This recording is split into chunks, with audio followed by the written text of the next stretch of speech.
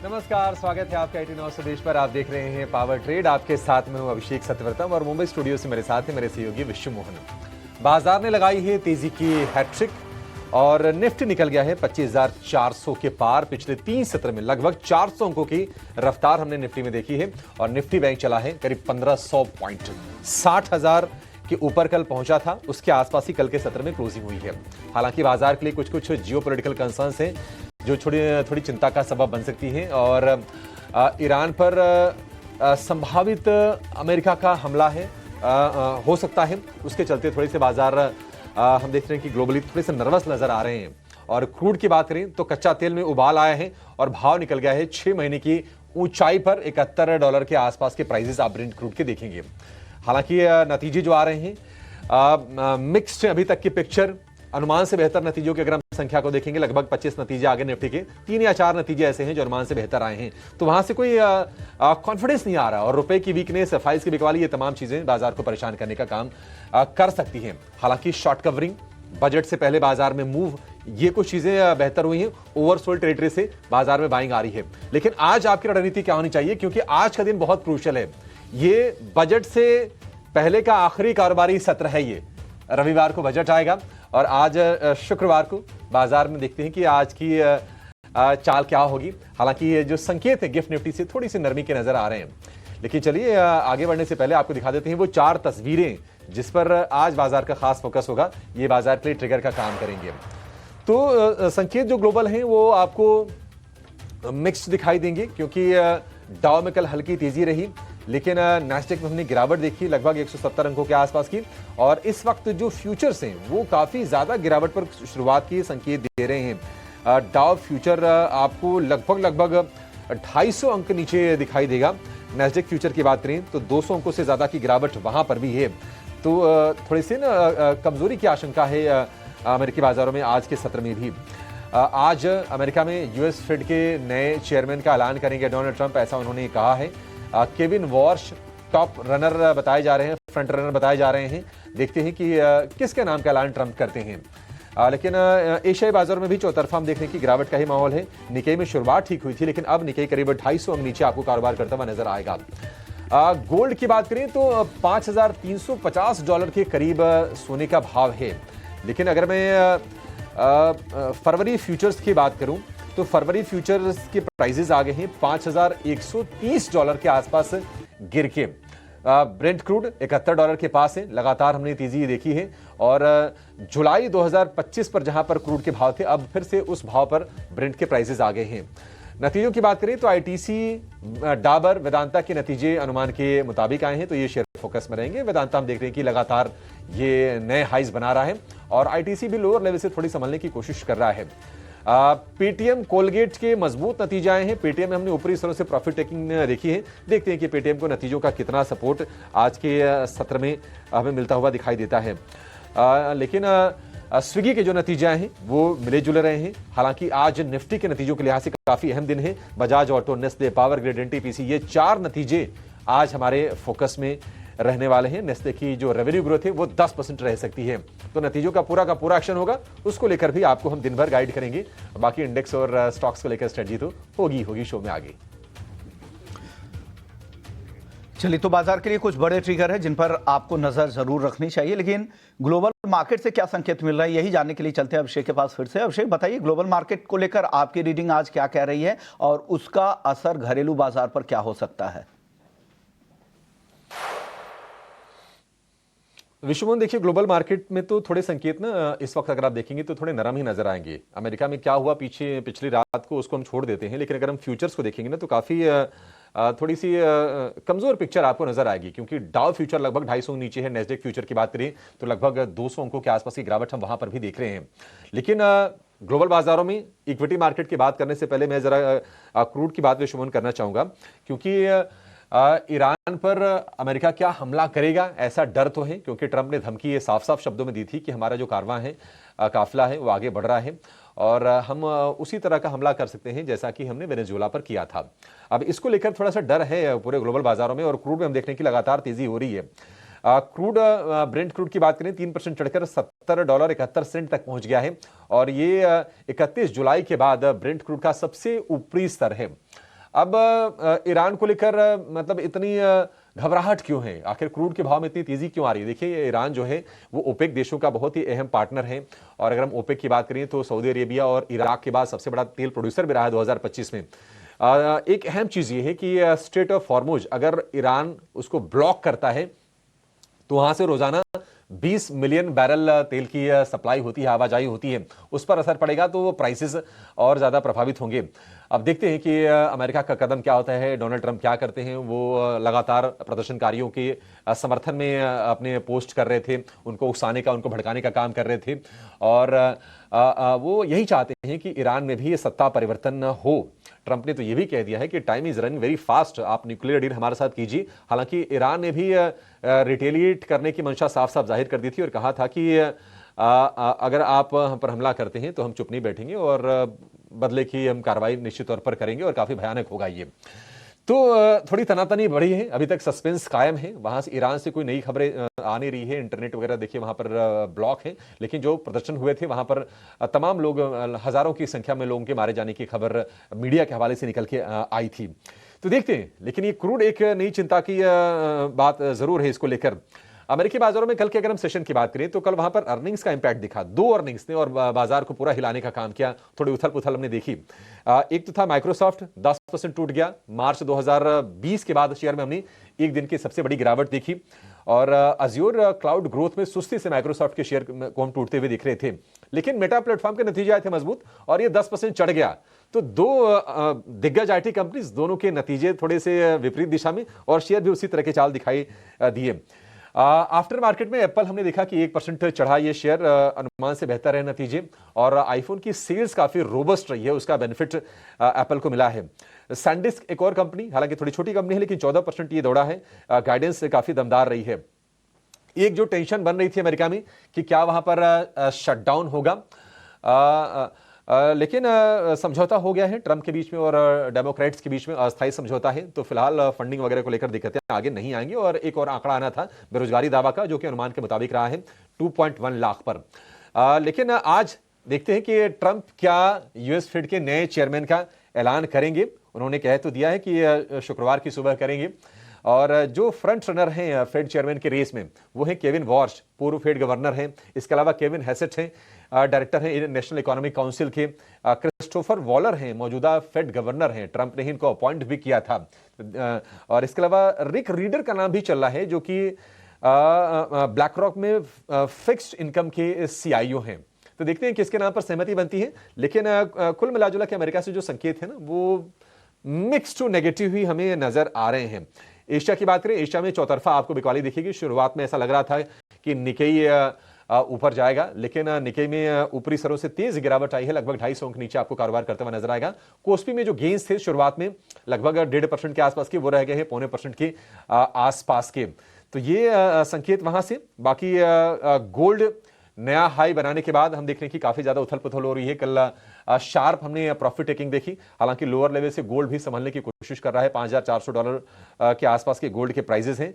और dollar index की बात करें तो उसमें थोड़ी सी स्ट्रेंथ आई है, 96.44 डॉलर इंडेक्स। और 10 ईयर की बॉन्ड यील्ड हम देख रहे हैं कि 4.25% है, उसमें कोई ज्यादा चेंजेस है नहीं। तो क्रूड एक चिंता का विषय है। क्रूड इसलिए भी क्योंकि रुपए की वीकनेस भी को भी कहीं ना कहीं क्रूड बढ़ाता है। महंगाई की चिंता को भी हम देखते हैं कि क्रूड के चलते हवा मिलती है।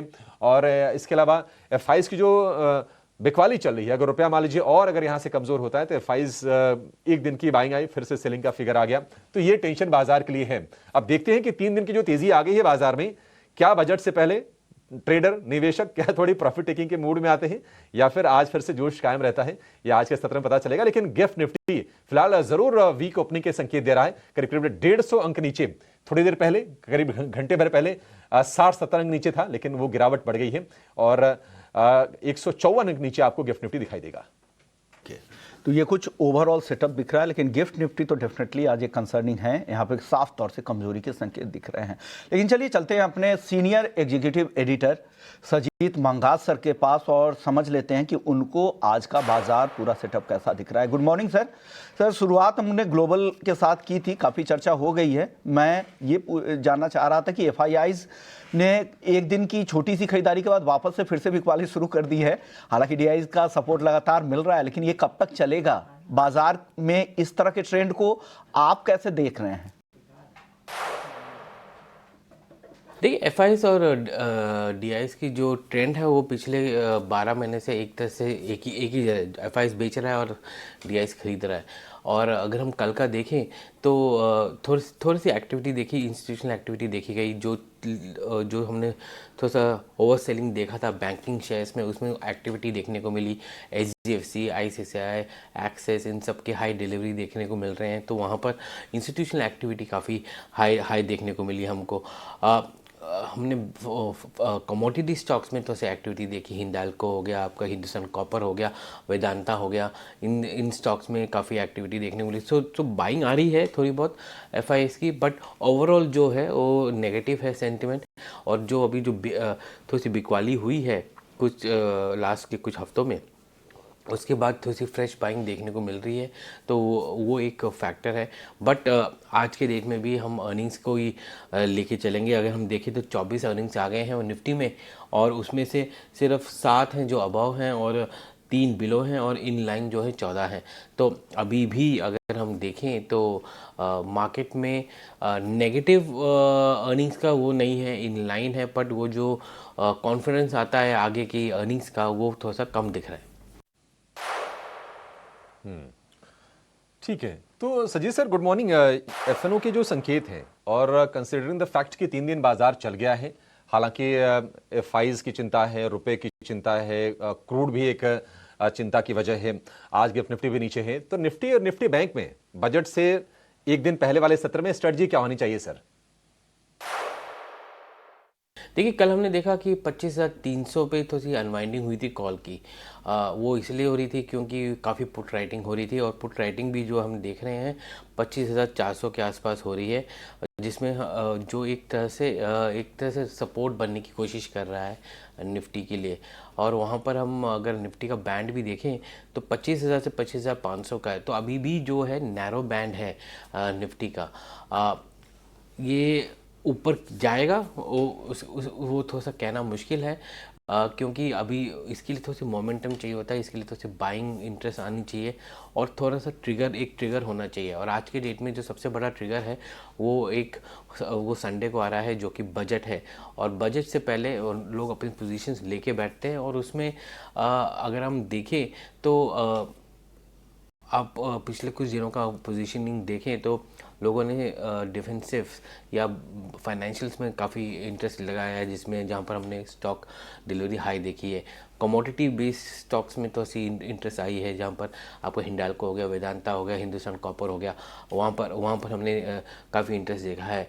तो ये सारे जो स्पेसिफिक इंटरेस्ट हैं वो वहाँ पर हमने बाइंग की इंटरेस्ट देखी है, बट बाकी सेक्टर्स में हमने उतना कुछ देखा नहीं है। तो अगर हम देखें तो निफ्टी अगर यहाँ से 26,000 की तरफ उछाल करेगा तो उसके लिए एक बहुत बड़ा ट्रिगर चाहिए होगा, और वो ट्रिगर जो है क्या बजट ला पाएगा, वो एक सवाल है हमारे लिए अभी, क्योंकि बजट में उम्मीद ये है कि काफ़ी स्ट्रक्चरल रिफॉर्म्स आ सकते हैं, इनडायरेक्ट टैक्सेस को लेके आ सकते हैं। हम इतने सारे एफटीए साइन कर रहे हैं, जिसकी वजह से हमको कुछ रिफॉर्म्स अपने खुद करने पड़ेंगे, इकोनॉमी को खोलना पड़ेगा। अब ये लेके चलिए कि हमने 8 एफटीए साइन किए हैं या ऑलमोस्ट उसके कगार पे हैं, और उसकी वजह से जो हमको जो अपनी स्ट्रक्चरल चेंजेस करने हैं अपने ट्रेड के लिए या अपने पॉलिसी के लिए, वो चेंजेस इस बजट में आते हैं, तो ये एक बहुत ही अच्छा बजट होगा, क्योंकि हम फिर ओपन अप करते हैं और डाइवर्सिफाई करने की कोशिश कर रहे हैं, और वो इंडस्ट्री के लिए अच्छा होगा, और स्पेशली लेबर इंटेंसिव इंडस्ट्रीज़ के लिए बहुत अच्छा रहेगा। तो वो एक ट्रिगर है जो संडे को बजट में हमको मिलेगा कि नहीं मिलेगा वो पता चलेगा। और दूसरी बात ये है, लोग अब पोजीशंस लेना शुरू करेंगे। संडे को अगर हम देखें तो आपकी ट्रेडिंग होगी, इंस्टीट्यूशन कम रहेगा, बट ये देख के चलिएगा कि आपने अगर आज खरीदा तो आप जो निवेशक बाय टुडे सेल टुमारो करते हैं, BTST जिसको कहते हैं, वो नहीं कर पाएंगे, क्योंकि आपने जो आज ख़रीदा उसकी डिलीवरी जो है मंडे को होगी, और आपने जो संडे को ख़रीदा उसकी डिलीवरी जो है अगेन मंडे को नहीं, ट्यूसडे को होगी। तो वो जो सेटलमेंट साइकिल है, आप उसको एक बार ध्यान रखिएगा कि जो लोग आज खरीद के कल बेच रहे हैं वो शायद ये ट्रेड बजट की वजह से ये ट्रेड ऐसा ना कर पाए। तो उसके लिए ज़रा कॉशियस रहिएगा कि कैसे आप ट्रेड करें इसको। ओके सर, ये वेदांता के नतीजे अनुमान के मुताबिक दिख रहे हैं, ऐसे में आपका टेक क्या है? किस तरह की सलाह आप देंगे यहाँ पर जो निवेशक हैं उनके लिए? देखिए, वेदांता के नतीजे अनुमान के मुताबिक थे, कमोडिटी प्राइसेस ऊपर हैं तो उनके लिए कोई अच्छा सा फिलअप मिला। एल्यूमिनियम के प्राइसेस भी थोड़े से फर्म दिख रहे हैं तो उनकी मार्जिन्स भी अच्छे दिख रहे हैं। वेदांता में अभी जो मेजर ट्रिगर जो आना है वो उनका डीमर्जर है। NCLT का ऑलरेडी अप्रूवल आ चुका है और उम्मीद ये है कि Q1 में जब क्योंकि वेदांता में काफ़ी माइंस हैं, लाइसेंसेस हैं, वो लाइसेंसेस को उनको ट्रांसफ़र करने पड़ेंगे रेस्पेक्टिव एंटिटीज़ में, तो उसमें थोड़ा सा टाइम लग रहा है। तो उम्मीद ये है कि अप्रैल तक ये हो जाएगा और मई में ये पूरा डीमर्जर जो है इफेक्टिव हो जाएगा। तो 4-5 कंपनियां बन जाएंगी और डीमर्ज हो जाएगा। तो बैलेंस शीट में एसेट ट्रांसफ़र्स और लाइसेंसेस को जो ट्रांसफ़र करना वो सब चीज़ें चल रही हैं। एक अच्छा उनके लिए टेलविंड ये है कि कमोडिटी प्राइसेस ऊपर हैं, copper prices, aluminium prices, zinc prices वो एक अपवर्ड। नॉन फेरस में हम ये देख रहे हैं कि प्राइसेस ऊपर जा रही है, तो एलईएमई की वजह से इनके रियलाइजेशन अच्छे हैं और मार्जिन्स भी अच्छे हैं और ग्रोथ भी उनका अच्छा रहा है। क्योंकि एबिटा का हम देखें तो नियरली 34% एबिटा बढ़ा है और कमोडिटी प्राइसेस और वॉल्यूम्स भी अच्छे रहे हैं। तो वेदांता के लिए वो एक पॉजिटिव है उस तरह से। डेट लेवल जो एक कंसर्न रहा है वो थोड़ा सा कम है। डेट में ज़्यादा बढ़त नहीं देखने को मिल रही है हमें। $6.8 बिलियन का टोटल डेट है उनके बुक्स में। वो थोड़ा सा बढ़ जाएगा सारे कंपनियों के बीच में, बट लेवल जो है डेट का वो भी कंफर्टेबल है आज के डेट में। उन्होंने ऑलरेडी 1% बेचा है हिंदुस्तान जिंक में, जिसकी वजह से 4-4.5 हज़ार करोड़ उनको मिलेगा। तो वो भी एक कैश जो है उनके बुक्स में आ जाता है। तो नेट डेट लेवल थोड़े से कम भी होंगे उसके वजह से। तो ओवरऑल वेदांता के लिए तो कमोडिटी प्राइसेस के चलते थोड़ा सा पॉजिटिव दिख रहा है। सजीव सर, आईटीसी को लेकर क्या भी होगा आपका सर? शेयर काफी ज्यादा पिटा हमने देखा टैक्स के कंसर्न्स के चलते। हालांकि जो नंबर आए हैं ये अनुमान के मुताबिक आए हैं और मार्जिन भी इन्होंने थोड़ा सा एक्सपेंड किया है, 31.86 से बढ़कर 32.39%। राय क्या होनी चाहिए? क्या शेयर यहां से संभल के चलेगा? देखिए, आईटीसी में काफ़ी सेलिंग देखने को मिली थी। जीएसटी के जो सेस आया था उसके जो जीएसटी के सेस को जो रिप्लेस किया था उसकी वजह से ये जो सरचार्ज आया था और जो एडिशनल टैक्स आया था, जो सिक्योरिटी और टैक्स आया था और बाकी फूड टैक्स आया था, उसकी वजह से जो इम्पैक्ट है उसकी वजह से जो, और वही इम्पैक्ट जो है February 1 से वो आने वाला है। हम अगर देखें तो नंबर्स Q3 के इन लाइन ही रहे। रेवेन्यू जो है 7%, 5.7% रहा ओवरऑल रेवेन्यू। अगर हम देखें, अब ब्रेक डाउन करें तो सिगरेट में, तो सिगरेट के रेवेन्यू जरा 8% बढ़े थे, जिसमें 7% वॉल्यूम थे। आपके FMCG का हम देखें तो वहाँ पर रेवेन्यू 11% बढ़ा और वहाँ पर थोड़ा सा इम्पैक्ट इसलिए आया क्योंकि जीएसटी की वजह से जो आपके बिस्किट्स हो गए, फूड आइटम्स हो गए, उनकी जो कॉस्ट कम हुआ उस वजह से वॉल्यूम भी वहाँ पर बढ़ने को दिखा हमें बढ़ते हुए। इसमें दो चीज़ें हैं आईटीसी के लिए आगे के लिए ट्रिगर के लिए। एक चीज़ ये है कि अब Feb 1 से जब ये एडिशनल सेस आएगा या सरचार्ज आएगा जो सिगरेट्स पे लगेगा या सिन गुड्स पे लगेगा जिसको हम कहते हैं, उसके वजह से आईटीसी को प्राइस इंक्रीसेस करने पड़ेंगे। कितनी प्राइस इंक्रीसेस कर पाएंगी वो एक इम्पॉर्टेंट सवाल है यहाँ पर। वो आईटीसी अपने टोबैको इन्वेंट्री में भी हाई प्राइस कॉस्ट इन्वेंट्री को लेकर बैठा हुआ है। तो प्राइस इंक्रीजेज और इसका कॉस्ट की वजह से थोड़ी सी प्रॉफिटेबिलिटी में थोड़ी सी गिरावट आने की उम्मीद है Q4 में आईटीसी को। और आगे जाते हुए ये सिगरेट्स में हमेशा ये प्रेशर तो रहता ही है कि कोई भी टैक्स आ जाए और टैक्सीबिलिटी सिगरेट्स की बढ़े, तो वो एक इम्पॉर्टेंट फैक्टर है आईटीसी के लिए कि वो अपना प्रॉफिटेबिलिटी को कैसे वापस लेकर आएगा। तो प्रॉफिटेबिलिटी चैलेंज है एक थोड़ा सा आईटीसी के लिए, Q4 के लिए और FY27 के लिए। एफएमसीजी का अगर हम देखें तो उनकी परफॉर्मेंस अच्छी रही है, डिसेंट रही है।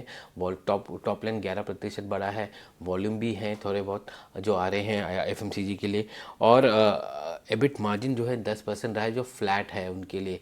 तो वो भी एक इम्पॉर्टेंट चीज़ है एफएमसीजी के लिए। हम ओवरऑल आईटीसी को देखेंगे तो उसमें मल्टीपल बिजनेसेस आते हैं, सिगरेट आता है, एफएमसीजी आता है, पेपर बोट्स आता है, बाकी भी आते हैं। बट ये दो ड्राइवर्स हैं। सिगरेट की वजह से थोड़ी सी प्रेशर आएगी प्रॉफिटेबिलिटी पे, क्योंकि आईटीसी का बिगेस्ट मार्जिन जो आता है सिगरेट से आता है, और सिगरेट में तब ये टैक्स आएगा तो वॉल्यूम गिनने की उम्मीद है, क्योंकि सिगरेट के दाम बढ़ेंगे और कितने दाम वो पास ऑन कर पाएंगे वो एक फैक्टर रहेगा आईटीसी की आगे की प्रॉफिटेबिलिटी पे। चलिए, तो आईटीसी को लेकर तो ये बात हुई, लेकिन सर स्विगी के भी रिजल्ट जो थे वो मिले जुले नतीजे थे, इसको लेकर क्या रणनीति होनी चाहिए सर? देखिए, स्विगी के रिजल्ट मिले जुले रहे। अगर हम देखें उसको ब्रेकअप देखें तो फूड डिलीवरी में जो ग्रॉस ऑर्डर वैल्यू था वो 20% से ज़्यादा बढ़ा। वो गाइडेंस भी उनका था कि 20% के ऊपर रहेगा, तो वो रहा। आपकी उनके कॉन्ट्रीब्यूशन मार्जिन जो है फूड डिलीवरी में 30 बेसिस पॉइंट्स ऊपर बढ़े और लगभग 7.6% रहे। और एबिटा मार्जिन जो है adjusted EBITDA margin 20 basis points ऊपर जाके 3% के आसपास रहे। क्विक कॉमर्स में एक प्रॉब्लम आ रही है उनके लिए। ये प्रॉब्लम ये है कि वहाँ पर हाइपर कंपटीशन आ गया है। ये जो चीज़ है ये इटर्नल ने भी बताया और स्विगी ने भी बताया। इसका मतलब ये है कि जो नए प्लेयर्स आए हैं, डीप पॉकेट वाले प्लेयर्स जो मार्केट में आए हैं, आपके रिलायंस हो गए, बिग बास्केट हो गए, या बाकी जो नए प्लेयर्स आ जेप्टो है, उसके वजह से काफ़ी कंपटीशन इरेशनल हो गया है वो बोल रहे हैं। और वो उसका इम्पैक्ट जो है स्विगी के हिसाब से उसका इम्पैक्ट रहेगा। अगर हम क्विक कॉमर्स का हम नंबर्स देखें तो नवंबर में इनका जो नेट ऑर्डर वैल्यू था वो 11% गया क्वार्टर ऑन क्वार्टर। स्विगी बोल रहा है कि अब Q4 में 11% नहीं होगा, उससे नीचे रहेगा। तो उसने अपना ऑलरेडी एक वार्निंग दिया है कि आपका जो ग्रोथ है QC में वो नीचे रहेगा। दूसरी बात ये कि स्विगी ने ये भी कहा कि उन्होंने कुछ कस्टमर फेसिंग एक्टिविटीज़ की थी ताकि वो बूस्ट मिले उनको, अब वो उसको डिसकंटिन्यू करेंगे। क्या किया था उन्होंने ये किया था कि आपके डिलीवरी चार्जेस जो हैं स्मॉल वैल्यूज़ में हटा दिए थे ताकि एक तरह से वॉल्यूम पुश मिले या वो नए कस्टमर्स अंदर आ जाए, पर उसका जो इम्पैक्ट है उनको नहीं दिख रहा है, इसलिए उसको और डिसकंटिन्यू करेंगे। तो उसकी वजह से जो लॉसेस आ रहे हैं वो थोड़े से कम होंगे। बट अगर अब हम इस बार का हम इनके लॉसेस देखें तो 1000 करोड़ के आसपास का इनके लॉसेस हैं, और कंट्रीब्यूशन मार्जिन जो है नेगेटिव 2.5% का रहा। इन्होंने एक गाइडेंस दी थी कि Q1 में कंट्रीब्यूशन मार्जिन ब्रेक इवन होंगे। ये गाइडेंस के में टिके हुए हैं, बट स्ट्रीट को नहीं लगता कि वो Q1 के कंट्रीब्यूशन ब्रेक इवन गाइडेंस को मीट कर पाएंगे। तो वो एक इम्पॉर्टेंट फैक्टर रहेगा। 16,000 करोड़ का कैश है इनके बुक्स में, तो वो एक उसमें कैश की प्रॉब्लम नहीं है। आपने देखा कि 18,000 करोड़ कैश इटर्नल के पास भी है, तो इन दोनों के पास कैश की प्रॉब्लम नहीं है। पर profitability growth path quick commerce के लिए एक चैलेंजिंग फैक्टर हो गया है, और इसकी वजह से जो ओवरऑल प्रॉफिटेबिलिटी है कंपनी का वो भी थोड़ा सा पुश हो जाता है आगे के लिए। तो वो एक इम्पॉर्टेंट चीज़ है जो आपको नज़र में रखनी पड़ेगी कि प्लेटफॉर्म्स अच्छे हैं, प्रॉफिटेबिलिटी की जो विजिबिलिटी है जो एक्सपेक्ट कर रहे हैं कि जल्दी होगा वो नहीं होगा, क्योंकि वो डार्क स्टोर्स में इन्वेस्ट कर रहे हैं। जैसे आप इन्वेस्ट करेंगे वो आपके खर्चे बढ़ेंगे और आपके लॉसेस बढ़ेंगे।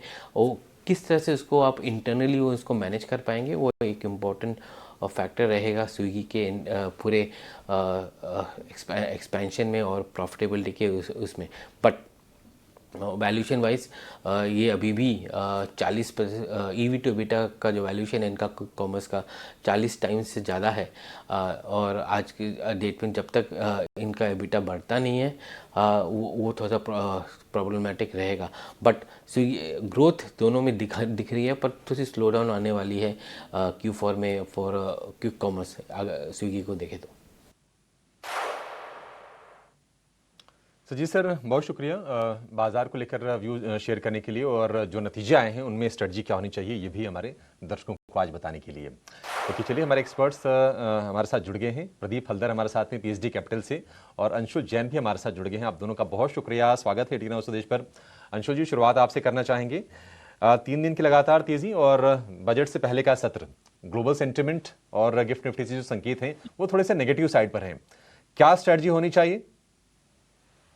सर, बाई ऑन डिप्स की स्ट्रैटेजी होनी चाहिए। परसों भी हम बैंक निफ्टी बीटीएसटी देके गए थे, कल 60,000 का टारगेट अचीव हुआ है। 60,235 पे बम्प इन द रोड है, तो पहले एक डिप मिलेगी, डिप समवेयर अराउंड 59,700 59,600, जो बेसिकली जो ब्रेकआउट पॉइंट था उसी को हम रीटेस्ट करने के लिए नीचे आएंगे, वहीं से फ्रेश बाइंग देखने के लिए मिलेगी। निफ्टी एज यूजुअल अभी भी अंडर परफॉर्मर है। Bank Nifty almost all time high पे आके खड़ी है, निफ्टी अभी काफी दूर है।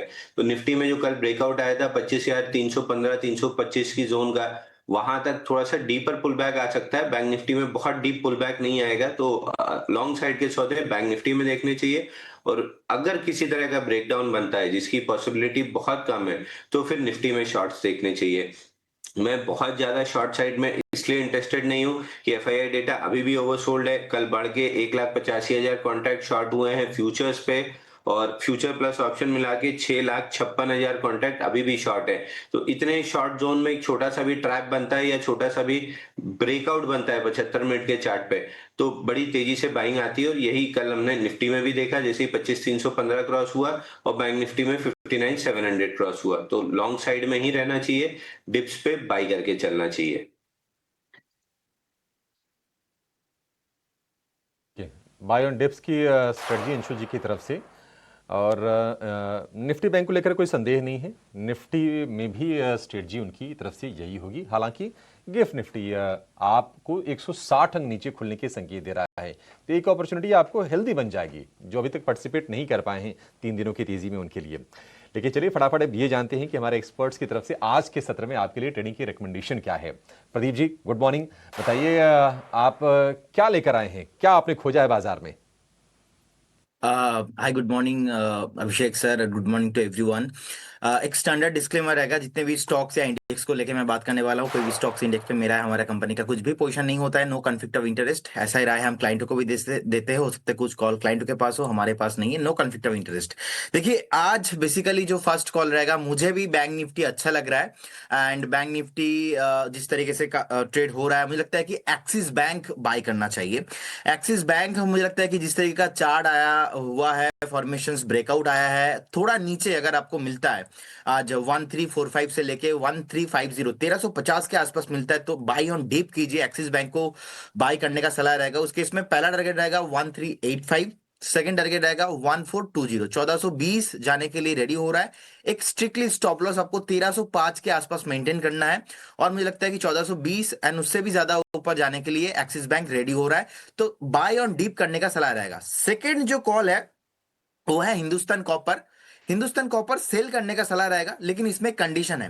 कंडीशन नहीं है क्योंकि कल 20% के आसपास का रैली हुआ। आज मैं देखा था कल रात को भी इंटरनेशनल मार्केट पे कॉपर में थोड़ा बहुत सेलिंग प्रेशर देखने को मिला है। आज भी सुबह सुबह इंटरनेशनल मार्केट पे कॉपर में सेलिंग प्रेशर देखने को मिल रहा है, क्योंकि कल इतना चला है। आज ओपन होने दीजिए, ओपन होने के बाद अगर कभी भी 750 इसके नीचे जैसे ही सस्टेन होगा, उस टाइम पे सेल करना है, खुलते ही सेल नहीं करना। 750 अगर इसके नीचे सस्टेन होता है तब जाके सेल करना है। पहला टारगेट रहेगा 735, सेकंड टारगेट रहेगा 715। 715 आने के लिए रेडी हो रहा है, और एक इस केस में सेल होने के बाद, सेल ट्रिगर होने के बाद 775 के आसपास का एक स्टॉप लॉस आपको मेंटेन करना है। तो हिंदुस्तान कॉपर में एक कंडीशन है, उस कंडीशन को अगर मैच होता है देन जाके आपको सेल करके जाना है जी। ओके, तो एक बड़ी तेजी के बाद कॉपर की तेजी पर ब्रेक लगती दिख रही है, तो आपके लिए मौका है कि यहाँ पर जो गिरावट कॉपर में दिख रही है उसका असर हिंदुस्तान कॉपर में भी दिख सकता है, लेकिन 750 के नीचे अगर सस्टेन करता है तो यहाँ पे गिरावट और गहरा सकती है और इनको लग रहा है कि 715 735 तक के भी टारगेट आपको नीचे में मिल जाएंगे। कॉपर इंटरनेशनल मार्केट में आज 3% तक टूटा हुआ है। कल हमने देखा था 8-8%, 10-10% तक की तेजी ग्लोबल मार्केट में कॉपर में दिख रही थी, नया हाई छू रहा था। और एक्सिस बैंक एक और खरीदारी है जहां पर 1385 1420 दो टारगेट के साथ बाइंग की सलाह यहां पर आ रही है प्रदीप जी की तरफ से। रचित खंडेलवाल भी हमारे साथ जुड़ गए हैं। रचित जी गुड मॉर्निंग, शुरुआत करते हैं आपसे आपके ट्रेड्स के साथ। आज आपके तरफ से क्या दो टॉपिक हैं? आपको गुड मॉर्निंग, सारे पैनल मेंबर्स को गुड मॉर्निंग, अभिषेक सर को गुड मॉर्निंग। सर हमेशा की तरह 10 सेकंड फिर से लेना चाहूंगा कॉल के पहले। कल भी प्री ओपनिंग में we had very clearly predicted 25-150 would be the level जहां पे आपको एक बार अपनी बाइंग जनरेट करनी है and rest is the history. आज मैं थोड़ा सा रंग में भंग नहीं डालना चाहूंगा, but there are some trigger factors जो मुझे थोड़ा कॉशियस अप्रोच रखने के लिए बोल रहे हैं मार्केट्स में। और प्रैक्टिकली आज 25-150 लेवल्स पे भी for the time being stay away रहेगा। एक वीकेंड है और बजट के पहले का लास्ट ट्रेडिंग सेशन है, कुछ अनवाइंडिंग्स देखने को मिल सकती हैं, तो आज के लिए लो की रहना ही सबसे सही रहेगा। कॉल्स जो हैं वो बहुत हद तक रिजल्ट रिएक्शंस है क्योंकि सेफ प्ले कर रहा हूं मैं। सबसे पहली कॉल जो आज के लिए हमारी रहेगी वो रहेगी प्राइकॉल इन लेवल्स पे अच्छा लग रहा है और 537 लेवल्स पे चल रहा है। 514 का स्टॉप लॉस, 568 590 के दो टारगेट्स के लिए इसको अप्रोच कर सकते हैं। पहला टारगेट मैं समझता हूं आज आपको ओपनिंग के टाइम मिल जाना चाहिए और दूसरा टारगेट अगर आप इसको एक फोर्टनाइट के लिए रखेंगे तो इजीली अचीव हो जाएगा। उसके साथ साथ एक और अच्छा रिजल्ट सिरमा पे भी पोजीशन आपको बनाने के लिए अभी इन लेवल्स पे कंफर्टेबल लग रहा है। 748 784 के टारगेट्स, 682 का होगा स्टॉप लॉस। रिक्वेस्ट सबसे रहेगी प्लीज स्टॉप लॉस को स्टिक अराउंड करिएगा। आज मार्केट थोड़ा ज्यादा वॉलेटाइल हो सकता है कि तो मार्केट वॉलेटाइल रहेगा तो बिना स्टॉप लॉस के ट्रेड ना करें। ये दो टॉपिक आपकी तरफ से रचित जी की तरफ से बता दी गई है। लेवल्स आपके स्क्रीन पर है, नोट कर ले। स्टॉप लॉस के लेवल्स भी है, उसे भी नोट कर लीजिएगा। अंशुल जी गुड मॉर्निंग, बताइए आपकी तरफ से आज दो टॉपिक क्या हैं? नमस्कार। देखिए विनर्स के साथ जाना चाहेंगे। बीएससी में एक तो वीकली पे फ्लैग का कल ब्रेकआउट आया है, कल भी हमने बाय दिया था, टारगेट्स अचीव हुए थे। आज भी फॉलो थ्रू बाइंग बन रही है तो बीएससी बाई करना चाहिए 2850 रुपए में। 2800 रुपए का स्टॉप लॉस रहेगा और 2925 तक का टारगेट रहेगा। दूसरा काउंटर रहेगा Bajaj auto. Two wheeler space में वैसे भी तेजी दिख रही है, टीवीएस मोटर ठीक ठाक परफॉर्म कर रहा है, बजाज ऑटो में फॉलो थ्रू बाइंग आ रही है। 9500 में बजाज ऑटो बाई करके चलना चाहिए। थोड़ा सा डीपर स्टॉप लॉस क्योंकि वोलेटिलिटी रहेगी, मारुति में 2 दिन से हम देख ही रहे हैं वोलेटिलिटी, तो उसको कर्व करने के लिए थोड़ा डीप स्टॉप लॉस लेंगे 100 रुपए नीचे का 9400 का और 9650 का पहला टारगेट रहेगा। ये एक रेजिस्टेंस जोन है जहां पे 2 दिन की स्विंग हाई बनी थी, जैसे ही ये निकलेगा ये स्टॉक लगभग 10,000 की तरफ बढ़ेगा। तो एकदम छोटा ट्रेड पहले इनिशियल टारगेट पे लेंगे 9650, अगर उसके ऊपर निकलता है तो फिर फॉलो थ्रू में टारगेट्स रिवाइज करेंगे। तो आपकी तरफ से बजाज ऑटो है, 9650 का टारगेट है, 9400 का स्टॉप लॉस है। और दूसरी कॉल बीएसई में है, 2850 पे खरीदना है, 2925 का टारगेट है, स्टॉप लॉस है 2800 का। प्रदीप जी की जो कॉल थी उसमें एक्सिस बैंक बाई कॉल थी और हिंदुस्तान कॉपर को सेल करना था। और रचित जी की जो कॉल है उसमें फ्री कॉल 537 पे खरीदना है, टारगेट 568 और 590 का है। और साथ ही सिरमा जहां पर 724 रुपये पे खरीदारी की सलाह, 748 और 784 ये दो टारगेट इनकी तरफ से आ गई। तो 6 कॉल आपके लिए आ गई हैं। चलिए अब चलते हैं अगले सेगमेंट की ओर और अपने सहयोगी रविंद्र को भी जोड़ते हैं और जो भी नतीजे कल बाजार बंद होने के बाद आए थे वो कैसे रहे थे पूरी डिटेल समझते हैं रविंद्र से। रविंद्र बताइए, गुड मॉर्निंग, किस तरह के नतीजे रहे थे और कौन कौन सी कंपनियां थीं? जी बिल्कुल, गुड मॉर्निंग। तो यहाँ पर कल आफ्टर मार्केट आज काफ़ी सारी कंपनी ने अपने क्वार्टरली रिजल्ट अनाउंस किए। तो इसमें से सबसे पहले निफ्टी वाली कंपनी से से ही शुरुआत करते हैं। यहाँ पर आईटीसी ने कल अपने क्वार्टरली रिजल्ट अनाउंस किए थे और इस क्वार्टर में आईटीसी का जो ओवरऑल नंबर है वो इन लाइन आए विद स्ट्रीट एस्टिमेट। यहाँ पर रेवेन्यू में जो है 5.7% की यहाँ पे अपटिक देखने को मिली ईयर ऑन ईयर बेसिस पर। डाबर की बात करें तो डाबर के भी नंबर जो है इन लाइन आए। यहाँ पर जो रेवेन्यू है इसमें 6% की यहाँ पे ग्रोथ देखने को मिली है और मार्जिन जो है 30 बेसिस पॉइंट का यहाँ पे अपटिक देखने को मिला है India year on year basis पर। और इंडिया का जो वॉल्यूम ग्रोथ है वो 3% के यहाँ पे देखने को मिली है ईयर ऑन ईयर बेसिस पर, जो कि इन लाइन आए विद स्ट्रीट एस्टिमेट। यहाँ पर स्विगी की बात करें तो यहाँ पर स्विगी के जो नंबर है वो मिक्स आए। यहाँ पर एबिटा और पैट का जो लॉस है वो एक्सपेक्टेशन से काफ़ी ज़्यादा है और फूड डिलीवरी का जो परफॉर्मेंस है वो इनलाइन है विद स्ट्रीट एस्टिमेट। यहाँ पर नीवा बुपा भी आज फोकस में रह सकता है इनलाइन सेट ऑफ नंबर के चलते, जहाँ पर कंपनी का जो इस क्वार्टर में जो एनईपी है उसमें 28% की यहाँ पे ग्रोथ देखने को मिली है ईयर ऑन ईयर बेसिस पर। वेदांता की बात करें तो यहाँ पर वेदांता के जो रेवेन्यू है इस क्वार्टर में उसमें 19% की यहाँ पे ग्रोथ देखने को मिली है ईयर ऑन ईयर बेसिस, जो कि ड्रिवन है हायर एलएमई, बेटर वॉल्यूम और फॉरेक्स गेन्स के चलते। सो ओवरऑल जो नंबर आए वेदांता के वो इनलाइन आए हैं विद स्ट्रीट एस्टिमेट। आखिरी वाला जो स्टॉक है जो अर्निंग के बेसिस पर आज फोकस में रह सकता है डिक्सन टेक्नोलॉजीज, जहाँ पर डिक्सन टेक्नोलॉजीज का जो रेवेन्यू है इसमें 2% की यहाँ पे ग्रोथ देखने को मिली ईयर ऑन ईयर बेसिस पर और मार्जिन में भी जो है 20 बेसिस पॉइंट का यहाँ पे अपटिक देखने को मिला है ईयर ऑन ईयर बेसिस पर। और ओवरऑल जो नंबर आए डिक्सन टेक के वो इनलाइन आए विद स्ट्रीट एस्टिमेट। ओके, तो ये कुछ नतीजे जिन पर हम आगे चर्चा करेंगे और आपके लिए राय भी लेकर आएंगे। लेकिन खबरों वाले शेयर्स में आज कौन कौन सी खबरें हैं और कौन कौन से स्टॉक्स हैं रविंद्र? जी बिल्कुल, खबरों वाले शेयर्स की बात करें तो आप खबरों वाले शेयर्स भी आज काफ़ी सारे हैं। यहाँ पर हिंदुस्तान एरोनॉटिक्स आज फोकस में रह सकता है, जहाँ पर कंपनी ने पवन हंस के साथ अप्रॉक्सीमेटली 1800 करोड़ का कॉन्ट्रैक्ट साइन किया है, जिससे कि 10 Dhruv NG helicopters plus associated spares की सप्लाई किए जाएंगे और इसका जो एग्जीक्यूशन होगा 2027 का होगा। वीवर्क इंडिया की बात करें तो यहाँ पर वीवर्क इंडिया भी फोकस में रह सकता है कैपेसिटी एक्सपांशन के चलते, जहाँ पर हैदराबाद में मेजर एक्सपांशन अनाउंस किया कंपनी ने। अप्रॉक्सीमेटली 2.5 लाख स्क्वायर फीट का लीज साइन किया है और इसके लिए जो कैपेक्स होगा वो 100 करोड़ का होगा। आप पावर इंडस्ट्री की बात करें तो यहाँ पर टेलीकॉम सर्विस बिजनेस में एंट्री लिए कंपनी ने, जहाँ पर कंपनी को साउथ ईस्टर्न रेलवे से अप्रॉक्सीमेटली 157 करोड़ का ईपीसी कॉन्ट्रैक्ट मिला है। प्राज इंडस्ट्री की बात करें तो यहाँ पर ग्लोबली फर्स्ट कंपनी बनी है जो fully validated end to end alcohol to jet solution offer करेगी कंपनी। विप्रो भी आज फोकस में रह सकता है, जहाँ पर new consulting allied AI power operating model company ने लॉन्च किया है, जिसके चलते विप्रो भी फोकस में रह सकता है। एलाइड ब्लेंडर्स की बात करें तो यहाँ पर वेस्टर्न रीजन में मैन्युफैक्चरिंग फुटप्रिंट जो है कंपनी एक्सपांड करेगी और कंपनी ने सब्सिडरी के लिए जो है अप्रॉक्सीमेटली 300 करोड़ का फाइनेंशियल सपोर्ट का जो है कंपनी ने अप्रूव किया है। आखिर में बात करेंगे यहाँ पर गोदरेज प्रॉपर्टीज भी आज फोकस में रह सकता है, जहाँ पर कंपनी ने पुणे में approximately 8.5 acres land parcel acquire किया है और इस प्रोजेक्ट का जो एस्टिमेटेड रेवेन्यू पोटेंशियल है वो 2000 करोड़ का होगा। ओके, तो ये पूरी लिस्ट रख लिए। लिस्ट हालांकि आज बाकी दिनों के मुकाबले थोड़ी कम है और आपने शॉर्ट लिस्ट करके लाया, इसके लिए बहुत बहुत शुक्रिया रविंद्र, और ये पूरी डिटेल्स लाने के लिए। सारे स्टॉक्स पर हम चर्चा करेंगे। वक्त है एक छोटे से ब्रेक के बाद और हमारे तीनों एक्सपर्ट्स बने रहेंगे और तमाम स्टॉक पर आपको राय देंगे जल्द लौटते।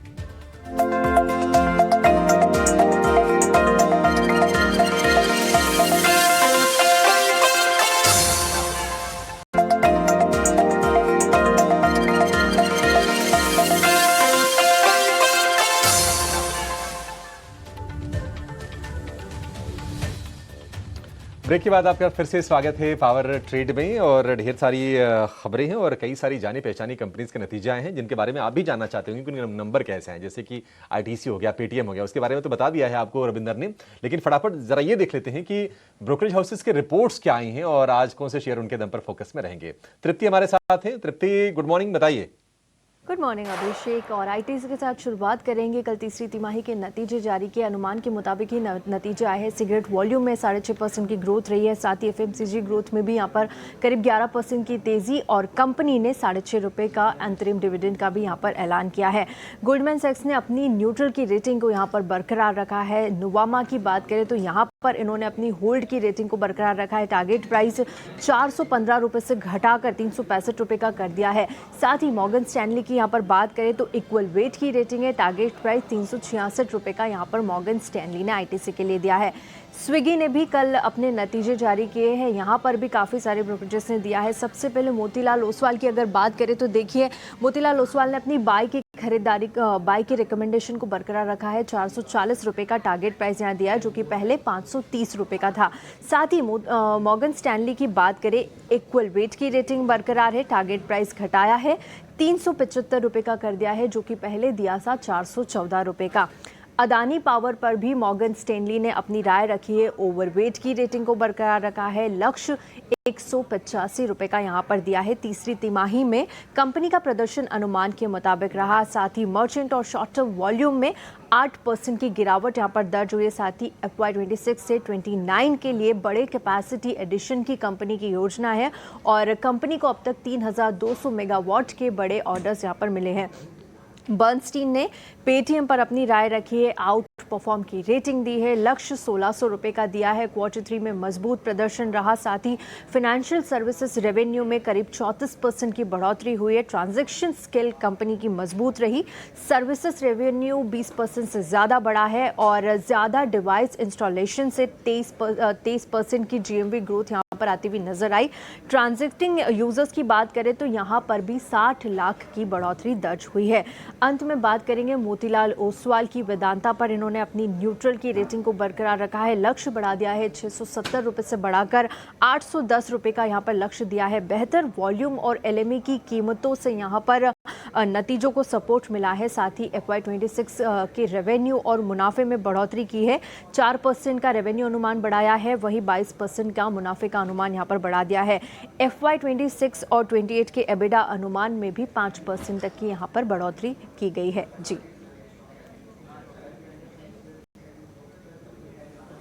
ठीक है तृप्ति, बहुत शुक्रिया ये सारी की सारी चीज़ें बताने के लिए। तो रिपोर्ट्स कई सारी हैं और पेटीएम को लेकर बर्नस्टीन है बुलिश।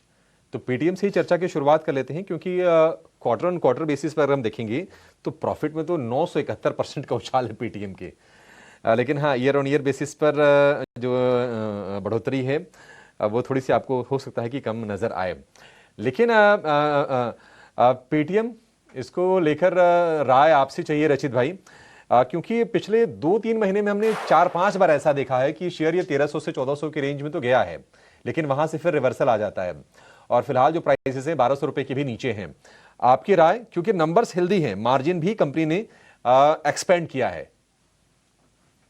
देखिए अभिषेक सर, जिस तरीके से पोजिशनड है और जो आपका एक वैलिड पॉइंट है कि ईयर ऑन ईयर ग्रोथ है बट क्वार्टर ऑन क्वार्टर, क्योंकि यूजुअली इस सेक्टर को आप क्वार्टर ऑन क्वार्टर ही देखेंगे तो वहां पे इस तरीके का कुछ एक अच्छा परफॉर्मेंस जो हम एक्सपेक्ट कर रहे थे वो नहीं देखने को मिला और वो कहीं ना कहीं प्राइस्ड इन है। आप देखें जिस तरीके से स्टॉक करेक्ट हुआ है, अब जिन लेवल्स पे ये ट्रेड कर रहा है, यहाँ पे हमें एक चीज थोड़ा सा कॉशियस अप्रोच रखनी होगी कि टिल द टाइम ये 1124 1124 के ऊपर मेंटेन कर रहा है अपने आप को, आपको एक बाउंस बैक देखने को मिल सकता है मार्केट मोमेंटम के साथ और थोड़ा सा रिजल्ट रिएक्शन के चलते 1208 रुपए 1208 और उसके बाद 1278 1278 तक का मूवमेंट जा सकता है। इन रिजल्ट्स पे कोई ब्रेकआउट नहीं आएगा, बट जो एक करेक्शन देखा गया है, ब्रीदर जरूर देखने को मिलेगा। और जो इनका फाइनेंशियल सर्विसेज का बिजनेस है उसमें टफ कंपटीशन दे रहे हैं सिस्टम के अंदर, एंड गोइंग फॉरवर्ड मैं समझता हूँ स्लोली एंड ग्रेजुअली ये इनका एक अच्छा कैश काउ बनता हुआ आपको दिखेगा।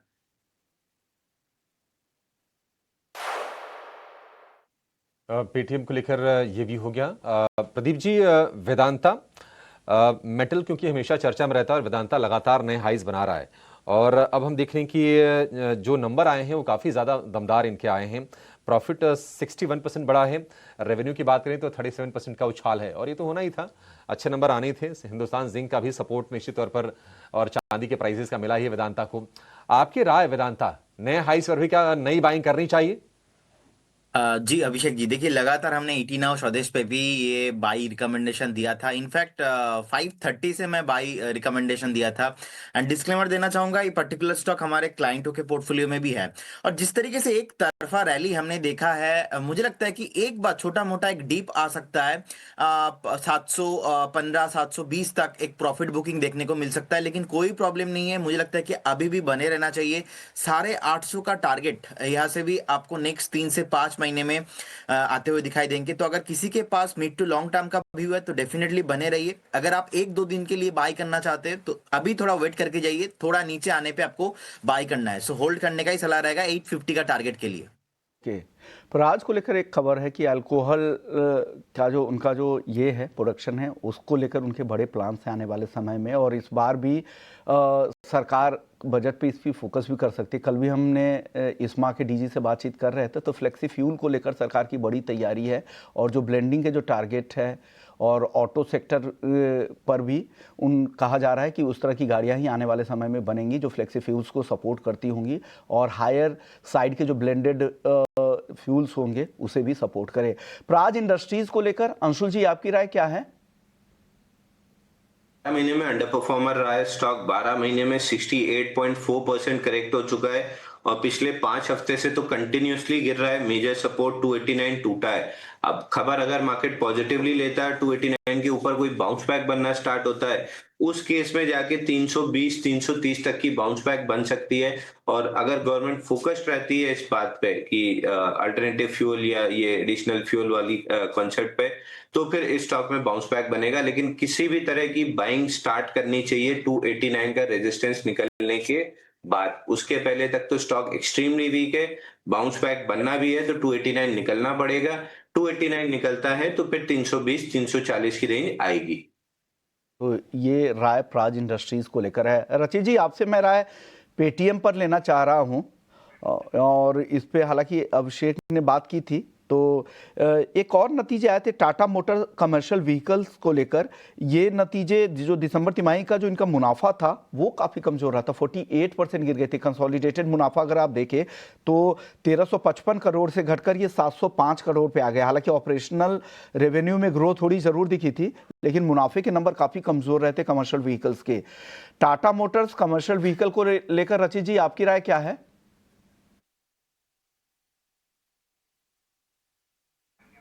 सर अनम्यूट कीजिएगा, हम सुनना चाह रहे हैं कि आप क्या कह रहे हैं टाटा मोटर कमर्शियल व्हीकल पे। I am sorry, my apologies sir.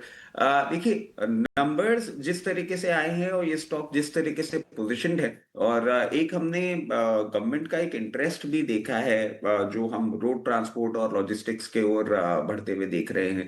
आपने अशोक लीलैंड पे भी एक उसी तरीके का मूवमेंट देखा था। मैं समझता हूं अभी इन नंबर्स पे कोई बहुत ज्यादा नेगेटिव आपको नहीं मूवमेंट आता हुआ देखने को मिलेगा। एक स्ट्रॉन्ग सपोर्ट दिख रहा है 456 लेवल्स पे। उसके ऊपर जब तक मेंटेन कर रहा है, एक रेंज में अभी मूव करेगा 456 से लेकर 474, जो एक टिपिकल रेंज है। जैसे उसके ऊपर ब्रेकआउट देगा उसके बाद आपको एक मूवमेंट देखने को मिलेगा, एंड इवेंचुअली 496 से 504 के लेवल्स भी आपको देखने को मिल सकते हैं। अभी इंपॉर्टेंट ये होगा कि 456 के स्टॉप लॉस के साथ ये अपने आप को मेंटेन कर ले।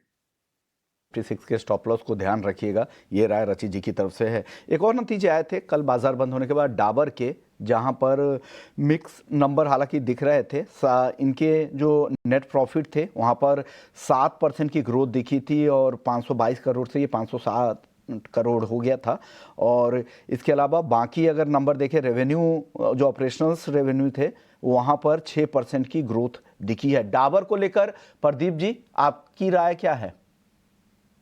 सर देखिए, मुझे लगता है कि बने रहना चाहिए अगर किसी का मिड टू लॉन्ग टर्म का व्यू है, बट शॉर्ट टाइम के हिसाब से अभी भी मुझे लगता है कि वेट करना चाहिए। जैसे ही 531 530 का जो जोन है ब्रेक करेगा ना, नेक्स्ट आपको 585 600 तक मोमेंटम आते हुए दिखाई देंगे। लेकिन 530 जब तक ब्रेक नहीं होता, एक बार हमें वेट करना चाहिए। और रिसेंटली 200 जो डीएमए का सपोर्ट है ऑलमोस्ट 500 के आसपास ही है, वहां से स्टॉक थोड़ा बहुत सपोर्ट भी लिया था। तो जिनके पास पोजीशन है 485 के अराउंड एक स्टॉप लॉस मेंटेन कीजिए, बने रहने के सलाह होगा यहाँ पे। तो बने रहने की सलाह डाबर को लेकर है। अंशुल जी, आपसे राय लेंगे एबीबी इंडिया को लेकर। कंपनी की जो ग्लोबल पेरेंट कंपनी है उसके जो नतीजे थे कैलेंडर ईयर के जो आखिरी क्वार्टर के जो नतीजे आए थे वो काफ़ी दमदार थे, और साथ साथ ऑर्डर बुक को लेकर भी काफ़ी पॉजिटिव खबरें आ रही है। और एबीबी इंडिया में भी कल ज़बरदस्त तेज़ी, 8.5% से ज़्यादा की तेज़ी दिखी और 200 डीएमए के ऊपर अब ये पहुंच चुका है। क्या लग रहा है, ये तेज़ी कंटिन्यू हो सकती है क्या अंशुल जी? सर बिल्कुल हो सकती है। 41 हफ्ते का डबल बॉटम पैटर्न बना है लगभग 4675 के आसपास। कल 8% से ज्यादा चला था। 1299% वॉल्यूम राइज था 2.5 मिलियन का। तो ब्रॉड बेस्ड इंस्टीट्यूशन वॉल्यूम और पार्टिसिपेशन दिख रहा है। मेजर रेजिस्टेंस जो बाउंस बैक में आना चाहिए था वो था 5471, बिल्कुल उसी पे आके क्लोज किया है। तो अगर आज के सेशन में फॉलो थ्रू मूव बनती है, इमीडिएटली 5860 तक का टारगेट रहेगा। यहाँ पे आके थोड़ा सा रेस्ट करना चालू करेगा और उसके बाद 6150 तक निकलेगा। वीकली पे डबल बॉटम बना है, वॉल्यूम पे कंफर्मेशन भी है, बट 5471 के ऊपर टिकने लगे 5860 का इमीडिएट टारगेट खुल जाएगा। टारगेट भी आने में 5860, यानी यहाँ से करीब करीब 400 रुपये और ऊपर के टारगेट दिख रहे हैं। लेकिन जो लेवल्स हैं उसके ऊपर एक बार जाने दीजिए, फिर आप इसमें लॉन्ग साइड में जा सकते हैं। एक और स्टॉक कल काफ़ी चल रहा था नतीजों के बाद, GRSE garden rich ship builders and engineers, और इसमें भी कल करीब करीब 3% की तेज़ी थी और ये स्टॉक भी 200 डीएमए के ऊपर निकला था। रचित जी, क्या राय है GRSE को लेकर आपकी?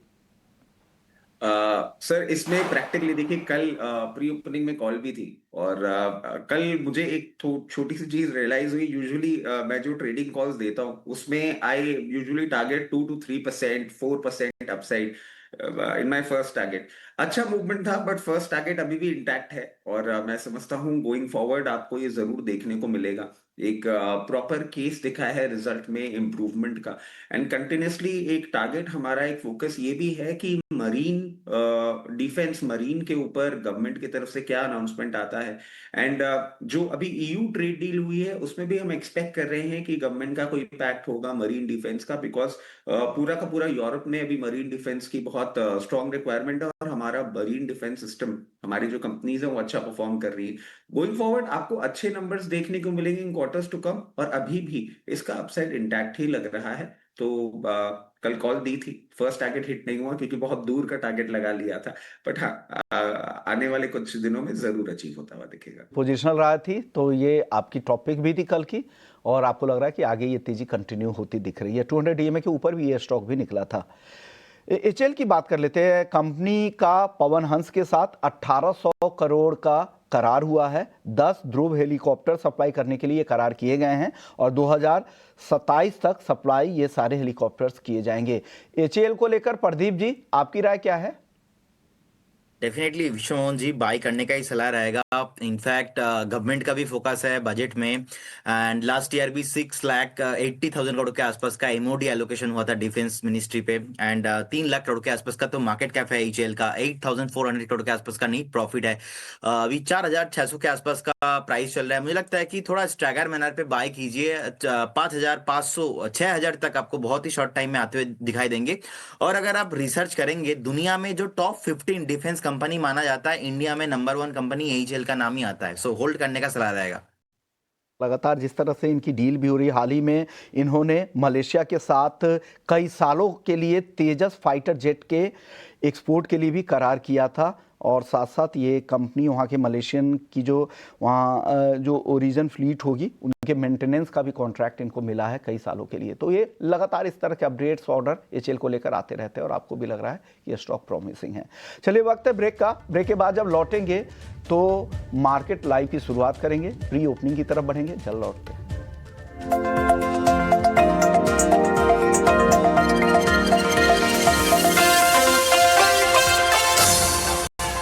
चलिए एक एक करके उनसे सारे स्टॉक्स पर राय लेते हैं और स्टॉक से न्यूज़ वाली खबरों की लिस्ट की तरफ और बढ़ते हैं। वीवर्क इंडिया को लेकर एक खबर आई थी कि हैदराबाद में कंपनी के एक्सपेंशन प्लान है और 2.5 लाख स्क्वायर फीट के लिए लीज डील भी कंपनी ने कर ली है और जून 2026 तक पोर्टफोलियो में 3,300 डेस्क कंपनी को ऐड करने की कंपनी की तैयारी है। वीवर्क को लेकर एक राय, अंशुल जी आपसे वीवर पर आपकी राय क्या बन रही है सर?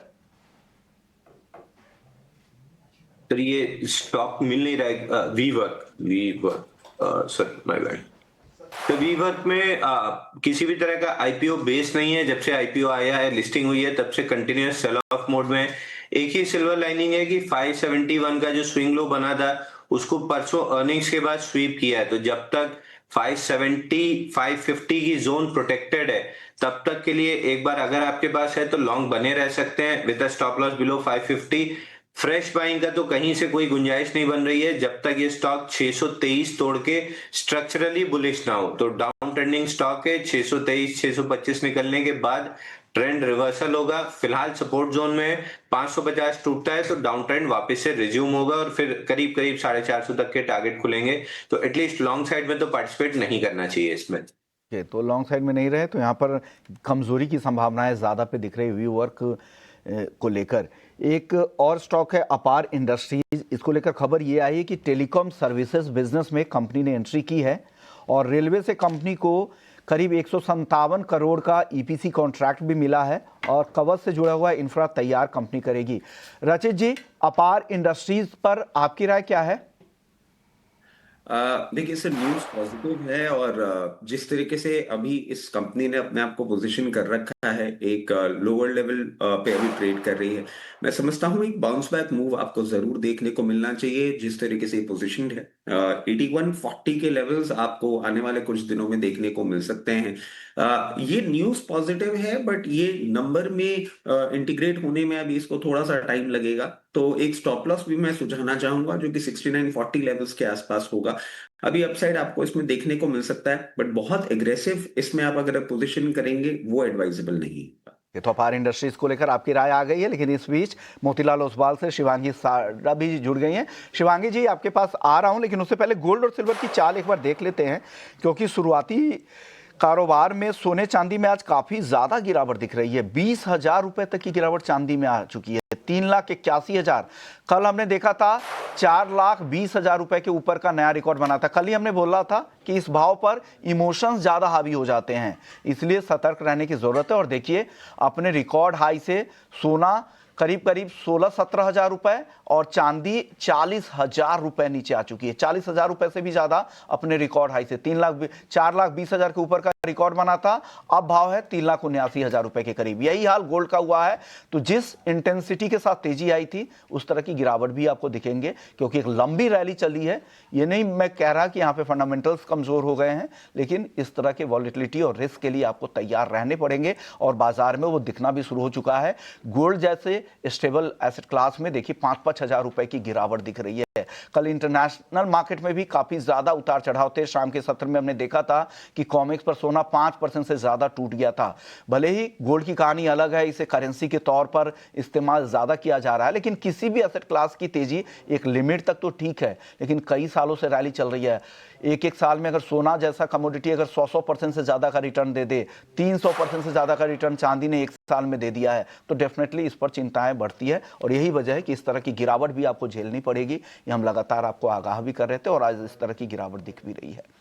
चलिए वापस इक्विटी मार्केट की ओर रुख करते हैं और शिवांगी जी से समझ लेते हैं उनके टॉप ट्रेड्स आज के लिए क्या है। गुड मॉर्निंग शिवांगी जी, बताइए आपकी तरफ से आज के 2 टॉप ट्रेड्स क्या हैं? जी बिल्कुल, वेरी गुड मॉर्निंग। हम देख रहे हैं कि बाजार में ऑफ कोर्स वॉलेटिलिटी बनी हुई है, but overall support based buying equity markets में काफी स्ट्रांगली नजर आ रही है। ये एक पॉजिटिव है ऑफ कोर्स। हम देख रहे हैं कि कुछ स्टॉक्स में एक अच्छी एक्शन है। सबसे पहला पसंदीदा काउंटर जो मेरे रडार पे है वो है BSE। लगातार पिछले 5 सेशन से continuously higher top higher bottom बनी है इसमें और अपनी 50 डेमा से रिट्रेस करते हुए दिखा है ये स्टॉक, लगभग जो पिछले 70 ट्रेडिंग सेशन से रिस्पेक्ट होते आ रहा था। तो यहाँ पे एक अच्छी सपोर्ट पे बाइंग देखने को मिली है, एक अच्छे रिट्रेसमेंट लेवल से। तो यहाँ पे तेजी एक्सटेंड होते हुए दिखेगी। ऑफ कोर्स हम देख रहे हैं कि अपने एक प्रीवियस हर्डल जोन्स के पास है, बट जिस तरह से वॉल्यूम्स ऐड हो रहे हैं, ये 2900 क्रॉस करके 2960 तक के लेवल्स यहाँ पे बनते हुए दिखेंगे और 2810 के एक स्टॉप लॉस को हम लगाए रखे स्टॉप। राइट तो चलिए यहाँ पर कुछ काउंटर्स हैं जिनको ध्यान में ज़रूर रखना है, पर ढेर सारे नतीजों के लिहाज से काउंटर्स फोकस में रहेंगे और उनमें से ही एक मणप्पुरम फाइनेंस। यहाँ पर भी जो नतीजे हैं वो मिले जुले आते हुए दिखे हैं, क्योंकि इस बार जो हमने देखा है वो मुनाफा जो है थोड़ा उम्मीद से कम आया है यहाँ पर। और बाकी के अगर हम एसेट क्लासेस देखें तो वहाँ पर थोड़ी बहुत रिकवरी ज़रूर देखने को मिली है, पर नतीजे कुछ खास नहीं रहे हैं मणप्पुरम के। देखिए प्री ओपन में भी लगभग 2% से ज़्यादा की गिरावट है, और दूसरा फैक्टर ये जो सोने में यू टर्न आया है, कहीं ना कहीं जब सोने की चाल काफ़ी मजबूत थी, ये सभी कंपनीज अच्छा प्रदर्शन कर रही थी, बट एक वो फैक्टर भी है जिसकी वजह से काउंटर आज फोकस में रह सकता है।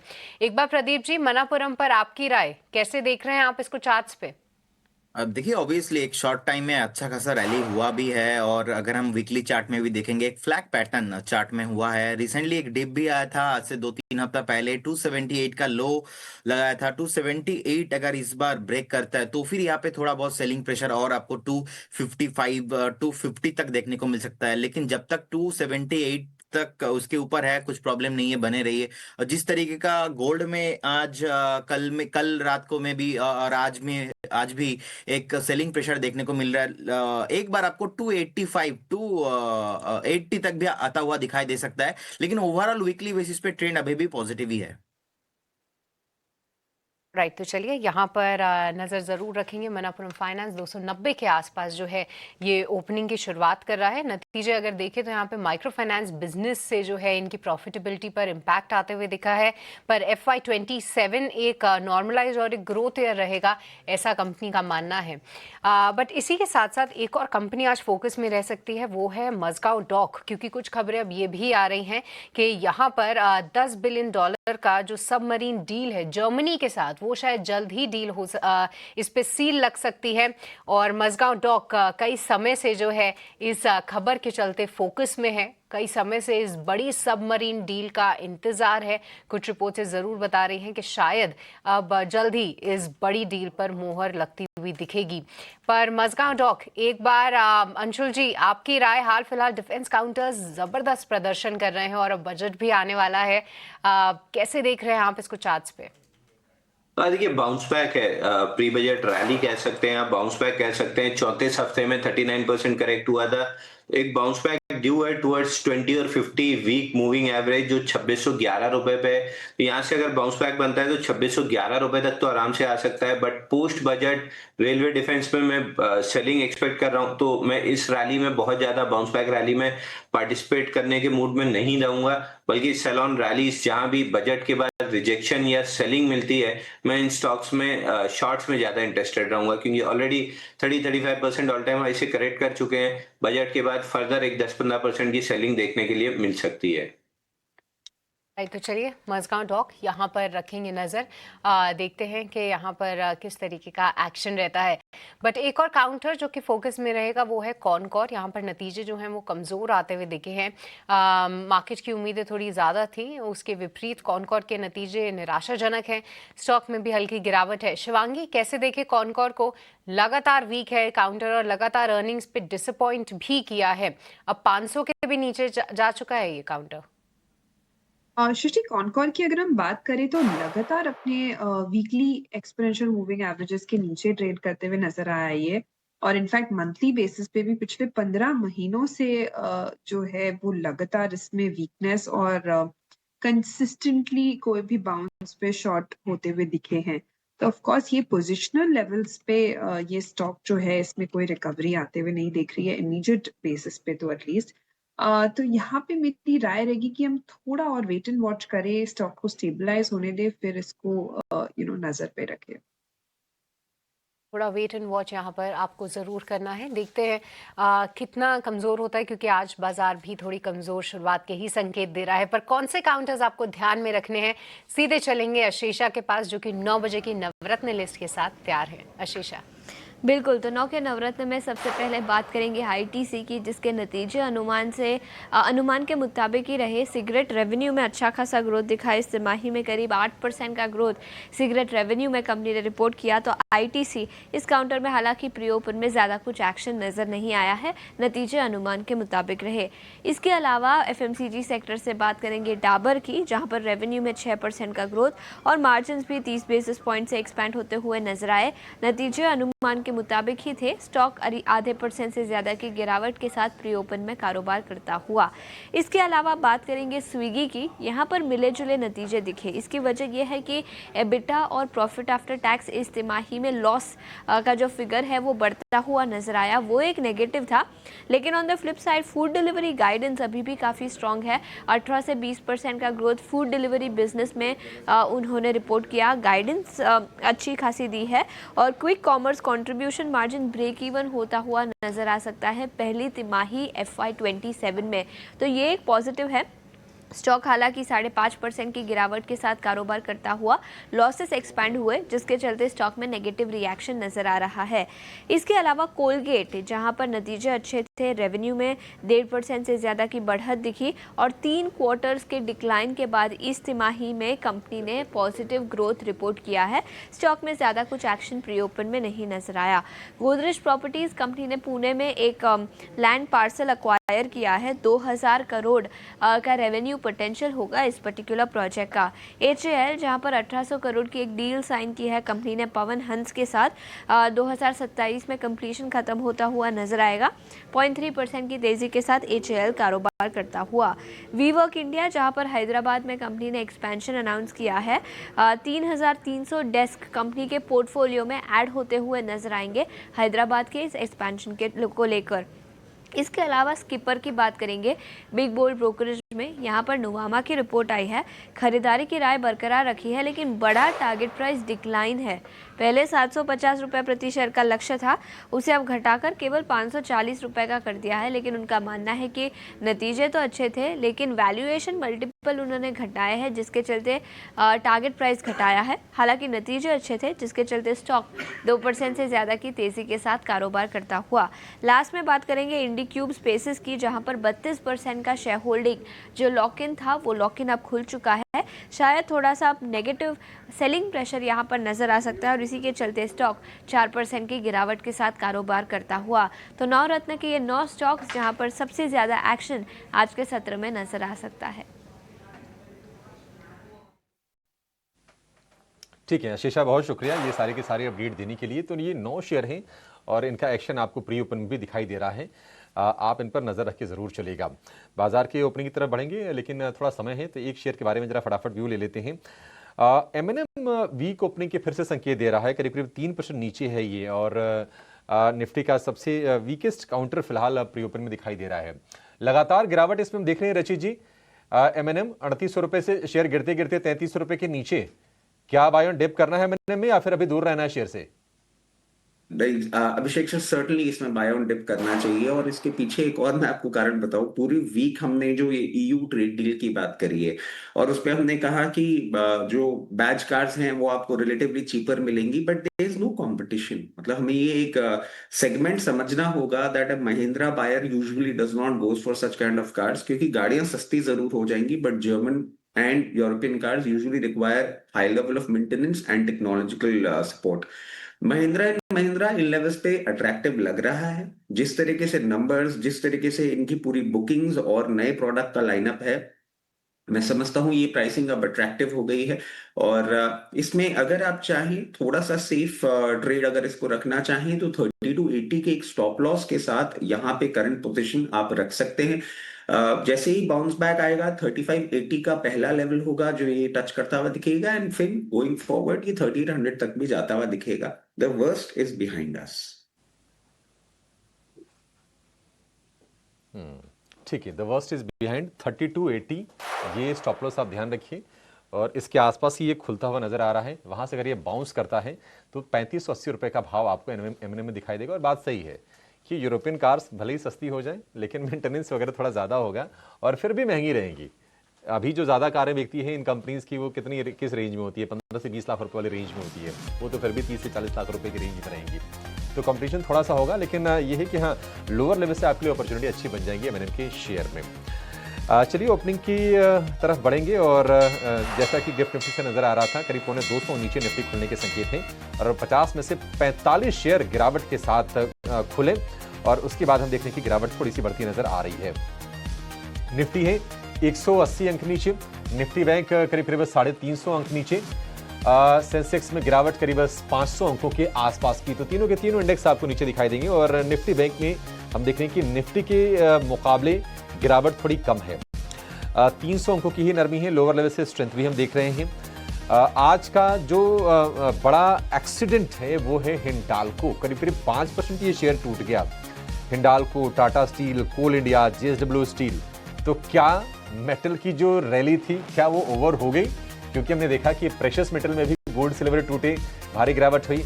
इसके बाद अगर हम बेस मेटल्स की बात करें वहां पर भी आज हम गिरावट देख रहे हैं शेयर प्राइसेस में।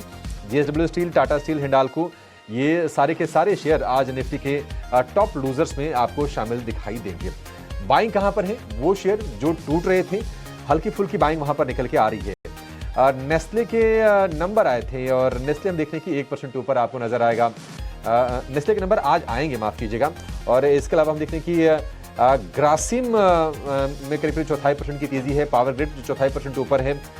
तो हल्की फुल्की बाइंग कंजम्पशन में है, थोड़े संभलते हुए दिखाई दे रहे हैं। अदरवाइज बाजार की जो तस्वीर है वो है आज लाल। एडवांस डिक्लाइन रेशियो भी आप देखिए, 500 शेयर अगर तेजी वाले हैं तो लगभग 1750 शेयर हम देख रहे हैं कि आज आपको गिरावट के साथ कारोबार करते हुए दिखाई देंगे। इंडिया विक्स है करीब 4% ऊपर, इस वक्त 14 के आसपास का इंडिया विक्स है। तो बाजार में नरमी है, लेकिन जो रिकवरी आ रही है ना निफ्टी बैंक में वो अच्छी रिकवरी है। निफ्टी बैंक जो खुला लगभग 350 पौने 400 नीचे, अब रह गई गिरावट 250 अंकों के आसपास की है। 59,800 के आसपास फिर से निफ्टी बैंक आपको पहुंचता हुआ दिखाई देगा। और कुछ स्टॉक्स हम देख रहे हैं कि फार्मा स्पेस में भी हरे निशान में वापसी करने की कोशिश कर रहे हैं। सन फार्मा हो गया है, हॉस्पिटल की बात करें तो अपोलो हॉस्पिटल हो गया। सन फार्मा काफी ज्यादा गिरावट का शिकार हुआ था, कल हम चर्चा कर भी रहे थे कि क्या एक मौका है लोअर लेवल पर निवेशकों के लिए। इंटरग्लोब की कल काफी ज्यादा पिटाई हुई और हम देखें कि शेयर ये भी थोड़ा संभलने की कोशिश कर रहा है। डॉक्टर रेड्डीज करीब 0.5% ऊपर आपको नजर आएगा। लेकिन अगर हम वायदा की बात करें तो वायदा में अरविंदो फार्मा 4% ऊपर है, डाबर में 1% की तेजी है, जेएसडब्ल्यू एनर्जी करीब 2% ऊपर आपको नजर आएगा। ये कुछ शेयर्स हैं जहां पर आज आपको तेजी दिखेगी। लेकिन मेटल में हिंडाल्को अगर निफ्टी का टॉप लूजर है तो नैल्को वायदा का टॉप लूजर है, 6% के आसपास की गिरावट इसमें देख रहे हैं। एनएमडीसी, वेदांता, ये सारे के सारे शेयर कमजोर हैं। पेटीएम के नंबर वैसे प्राइमा फेसी ठीक लग रहे थे, लेकिन पेटीएम का शेयर आज फिर से ये टूट गया है और बड़ी गिरावट 3.5% नीचे ये शेयर 1150 रुपए के भाव आपको नजर आएंगे पेटीएम के शेयर में। एक बार जरा सेक्टर का मूड चेक करते हैं कि सेक्टोरल पिक्चर बाजार की इस वक्त कैसी दिखाई दे रही है। तो जहां से प्रेशर है, निफ्टी मेटल जो कि लगातार बाजार को सपोर्ट करने काम कर रहा था, एक प्रॉफिट टेकिंग वहां पर साफ तौर पर दिखाई दे रही है। 3% नीचे निफ्टी मेटल है। इसके अलावा रियल एस्टेट, आईटी शेयरों में भी आज के सत्र में हम गिरावट देख रहे हैं और मिड कैप स्मॉल कैप में भी माहौल आज के सत्र में आपको खराब ही दिखाई देगा। एकमात्र सेक्टोरल इंडेक्स जो हरे निशान में है, कहने को हरे निशान में है क्योंकि जो तेजी है एफएमसीजी इंडेक्स की वो है 0.02% की और निफ्टी फार्मा इंडेक्स भी बहुत ही थिन गेन्स के साथ इंडेक्स लेवल पर आपको ऊपर दिखाई देगा। अदरवाइज पूरे बाजार में आज आपको लाल निशान ही नजर आएगा और निफ्टी है 150 अंक नीचे। जरा एक बार शेयर चेक करते हैं कि कहां पर बड़ा एक्शन हो रहा है मेटल के अलावा, क्योंकि मेटल शेयर तो आज टूट रहे हैं। एक लाइन से अगर आप देखेंगे तो नैल्को, वेदांता, हिंदुस्तान जिंक, एनएमडीसी, हिंडाल्को सारे के सारे एनएससी 500 के भी ये शेयर टॉप लूजर हैं। लेकिन बाइंग आ रही है कंजम्पशन और फार्मा, डिफेंसिव्स में थोड़ी थोड़ी बाइंग है। अरविंदो करीब 5% ऊपर है। सीएसबी बैंक कल भारी गिरावट का शिकार हुआ, शेयर थोड़ा संभलने की कोशिश कर रहा है, 1.5% ऊपर आपको नजर आएगा। क्रेडिट एक्सिस ग्रामीण में 1% की तेजी है। फार्मा में इफ्का लैब ऊपर है, ल्यूपिन में 1% के आसपास की तेजी है। अजंता फार्मा करीब 0.25% ऊपर है। तो फार्मा स्टॉक्स थोड़े से चल रहे हैं और इसके अलावा वी गार्ड का शेयर आज 0.5% की गेंस फिर से ये दिखा रहा है। तो बाजार में आज गिरने वाले शेयरों की संख्या निश्चित तौर पर वो ज्यादा है और बजट से पहले थोड़ी सी मुनाफा वसूली की आशंका थी भी कि 3 दिन की तेजी हो गई है। बजट से पहले ट्रेडर थोड़ी सी पोजीशन अपनी काट के जाएंगे तेजी की। 490 शेयर ऊपर है, 1900 शेयर इस वक्त आपको कमजोरी वाले दिखाई दिखाई देंगे। इंडिया विक्स से करीब 3% ऊपर। चलते अपने एक्सपर्ट्स के पास और उनसे जानते हैं कि बाजार में कहां पर बन रहे हैं आपके लिए ट्रेडिंग के शानदार मौके।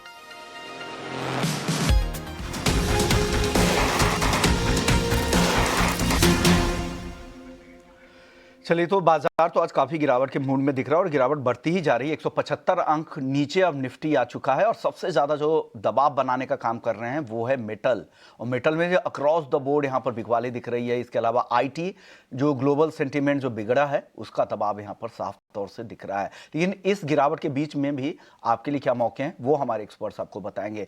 प्रदीप जी, आपके साथ शुरुआत करूंगा ओपनिंग ट्रेड्स की। बताइए, क्या किस साइड की ट्रेड दे रहे हैं आपकी तरफ से ओपनिंग ट्रेड?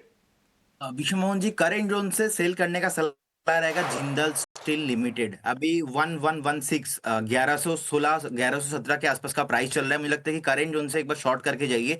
पहला टारगेट इसमें होगा 1095, सेकंड टारगेट होगा ऑलमोस्ट 1070। 1070 तक जाने के लिए रेडी हो रहा है। करंट जोन से शॉर्ट करने का सलाह रहेगा। स्ट्रिक्टली स्टॉप लॉस आप 1140 के आसपास मेंटेन करके जाइए। ये रहेगा सेल कॉल। और बाय साइड में भी एक कॉल रहेगा, वो है ऑरोबिंदो फार्मा। करंट जोन से बाय करने का सलाह रहेगा। 1210 1212 के आसपास का प्राइस चल रहा है। मुझे लगता है कि 1240 के आसपास का टारगेट देखने को आपको मिलने का हाई पॉसिबिलिटीज है।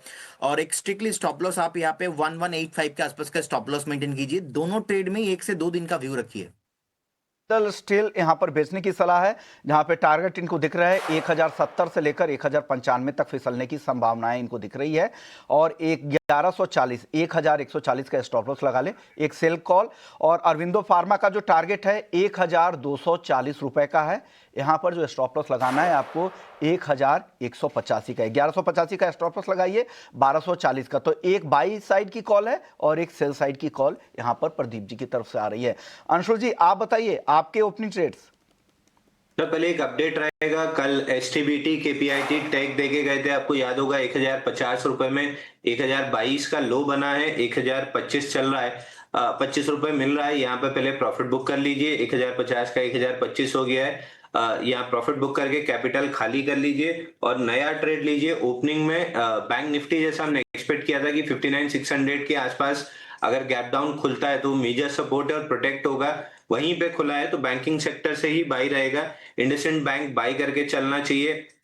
करंट मार्केट प्राइस चल रहा है 896 रुपए के आसपास, यहीं पे बाई करना चाहिए। 880 का स्टॉप लॉस रहेगा और करीब करीब 910 रुपए का पहला रेजिस्टेंस है, तो उसको टारगेट की तरह यूज कर सकते हैं। वैसे अपसाइड में 925 रुपए तक जाते हुए दिख रहा है, बट पहला रेजिस्टेंस 910 है, तो उसको 910 को पहले टारगेट की तरह यूज कर लेना चाहिए। तो आपका रिस्क ज्यादा नहीं ले सकते, तो 910 के रेजिस्टेंस के आसपास निकल जाइएगा। बाई साइड की कॉल है इंडसइंड बैंक 896 करंट लेवल पे है, ताजा भाव पे ही खरीद ले। 880 का स्टॉप लॉस भी लगा ले। 910 पहला टारगेट है, इसके ऊपर अगर निकलता है तो 925 तक भी जाने की संभावनाएं हैं। शिवांगी जी, आपकी तरफ से क्या है ओपनिंग ट्रेड आज? हम ध्यान रखेंगे आज फार्मा स्पेस में काफी एक अच्छी बाइंग इंटरेस्ट और एक्शन है, बट ऑफ कोर्स ये इंट्राडे ट्रेड ही रहेगा क्योंकि काफी वॉलेटिलिटी भी रहती है इस सेक्टर में। तो लुपिन पे नजर है मेरी करंटली।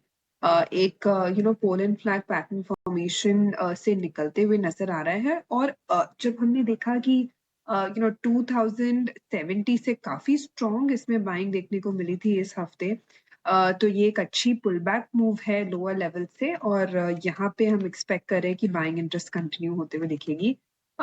इसमें नेक्स्ट टारगेट जो है वो लगभग बनते हुए दिख रहे हैं 2230 का, और 2120 के एक स्टॉप लॉस को हम लगाए रखे इस ट्रेड।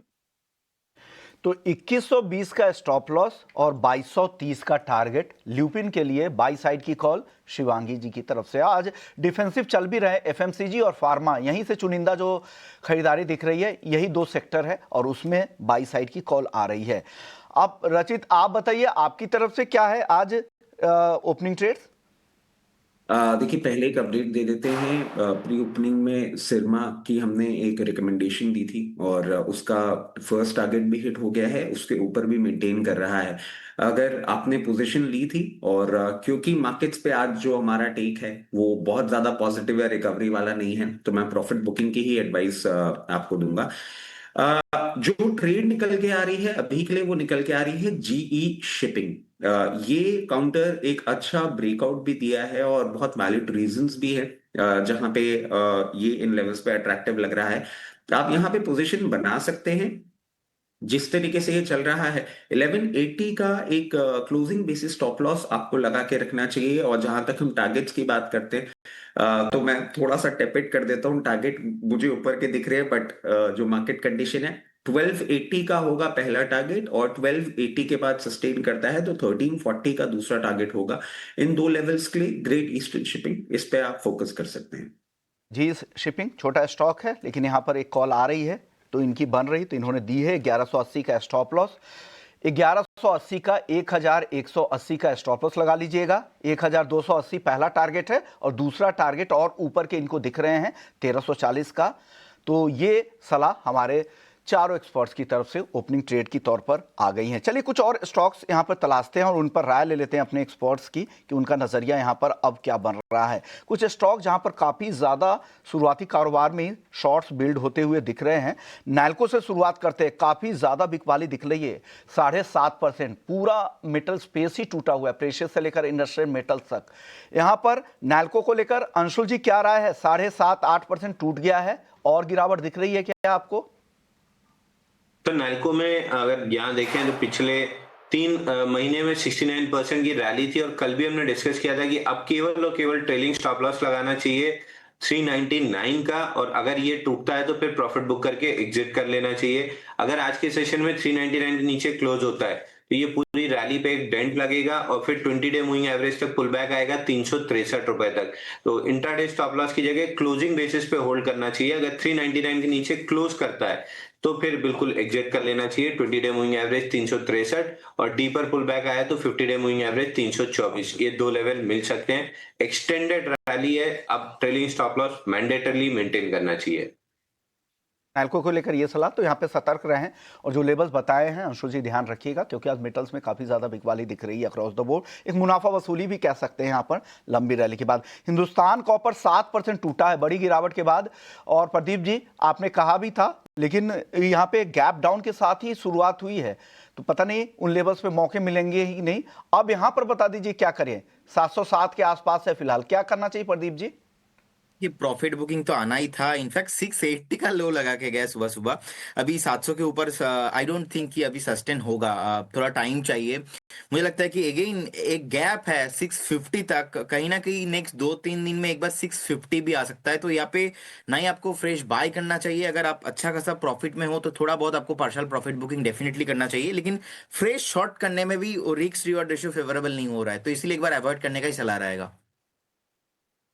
राइट, तो चलिए हिंदुस्तान कॉपर यहाँ पर एक आज बड़ी ब्लॉक डील भी हुई है, 7% के कट यहाँ पे, और साथ ही साथ हिंदुस्तान जिंक में भी आज हम एक भारी गिरावट देख रहे हैं जिस तरीके से चांदी ने यू टर्न लिया है। बट देखिए ऐसे बाजार में भी एक स्टॉक या फिर एक खेमा आप पूरी तरीके से बोल लीजिए जो कि जबरदस्त प्रदर्शन कर रहा है, वो है डिक्सन टेक।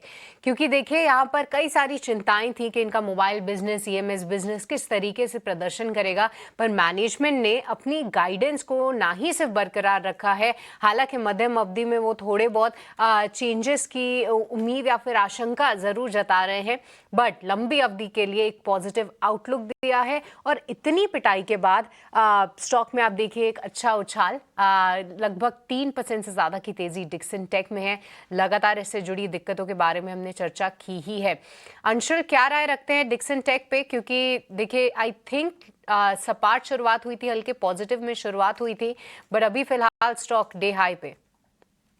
देखिए डिक्सन टेक बाउंस बैक कर रहा है। पिछले 18 हफ्ते में 46.75% करेक्ट हुआ है, तो डेड कैट बाउंस आना लाजमी है। और आज के सेशन में अभी शुरुआती 15 मिनट भी नहीं हुए हैं और एवरेज वॉल्यूम का 75% वॉल्यूम हो चुका है, तो प्रोबेबली डे एंड होते होते एटलीस्ट हम 200-250% वॉल्यूम कर ही लेंगे। और 20 डे मूविंग एवरेज तक डेड कैट बाउंस आ सकता है, 11,170 के पास है।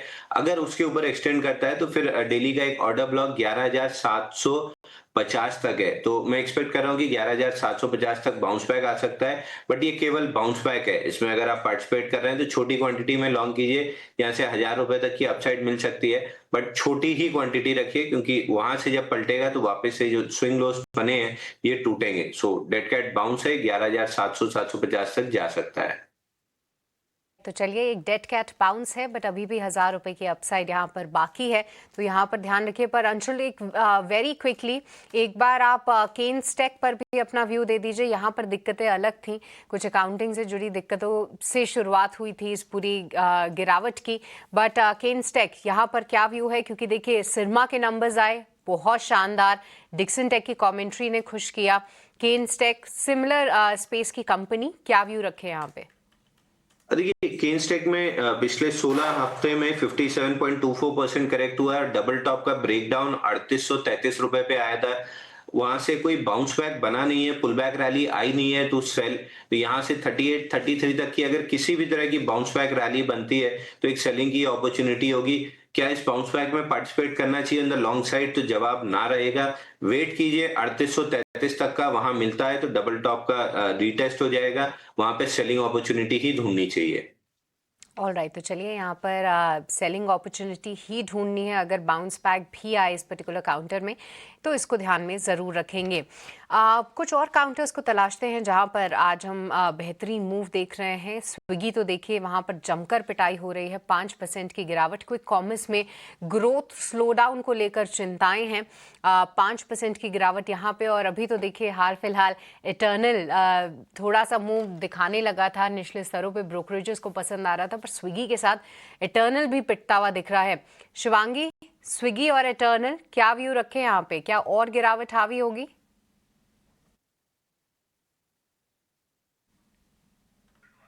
दिनों से एक अच्छी पुल बैक मूव की अटेम्प्ट हुई थी एंड रिकवरी की तरफ स्टॉक ने बढ़ाया था, बट ओवरऑल हम देख रहे हैं कि ये स्टॉक जो है ट्रेडिंग बेसिस पे, इमीडिएट बेसिस पे डैम्पन हो चुका है एंड कॉस्ट ट्रेडिंग के लिए ये स्टॉक नहीं है अभी फिलहाल इन लेवल्स पे। बट किसी ने अगर लॉन्ग टर्म लिया हुआ है तो लॉन्ग टर्म के लेवल्स अभी भी इंटैक्ट है, क्योंकि मंथली बेसिस पे अपने 50 moving average, exponential moving averages को नहीं तोड़ते हुए दिखा है इटर्नल।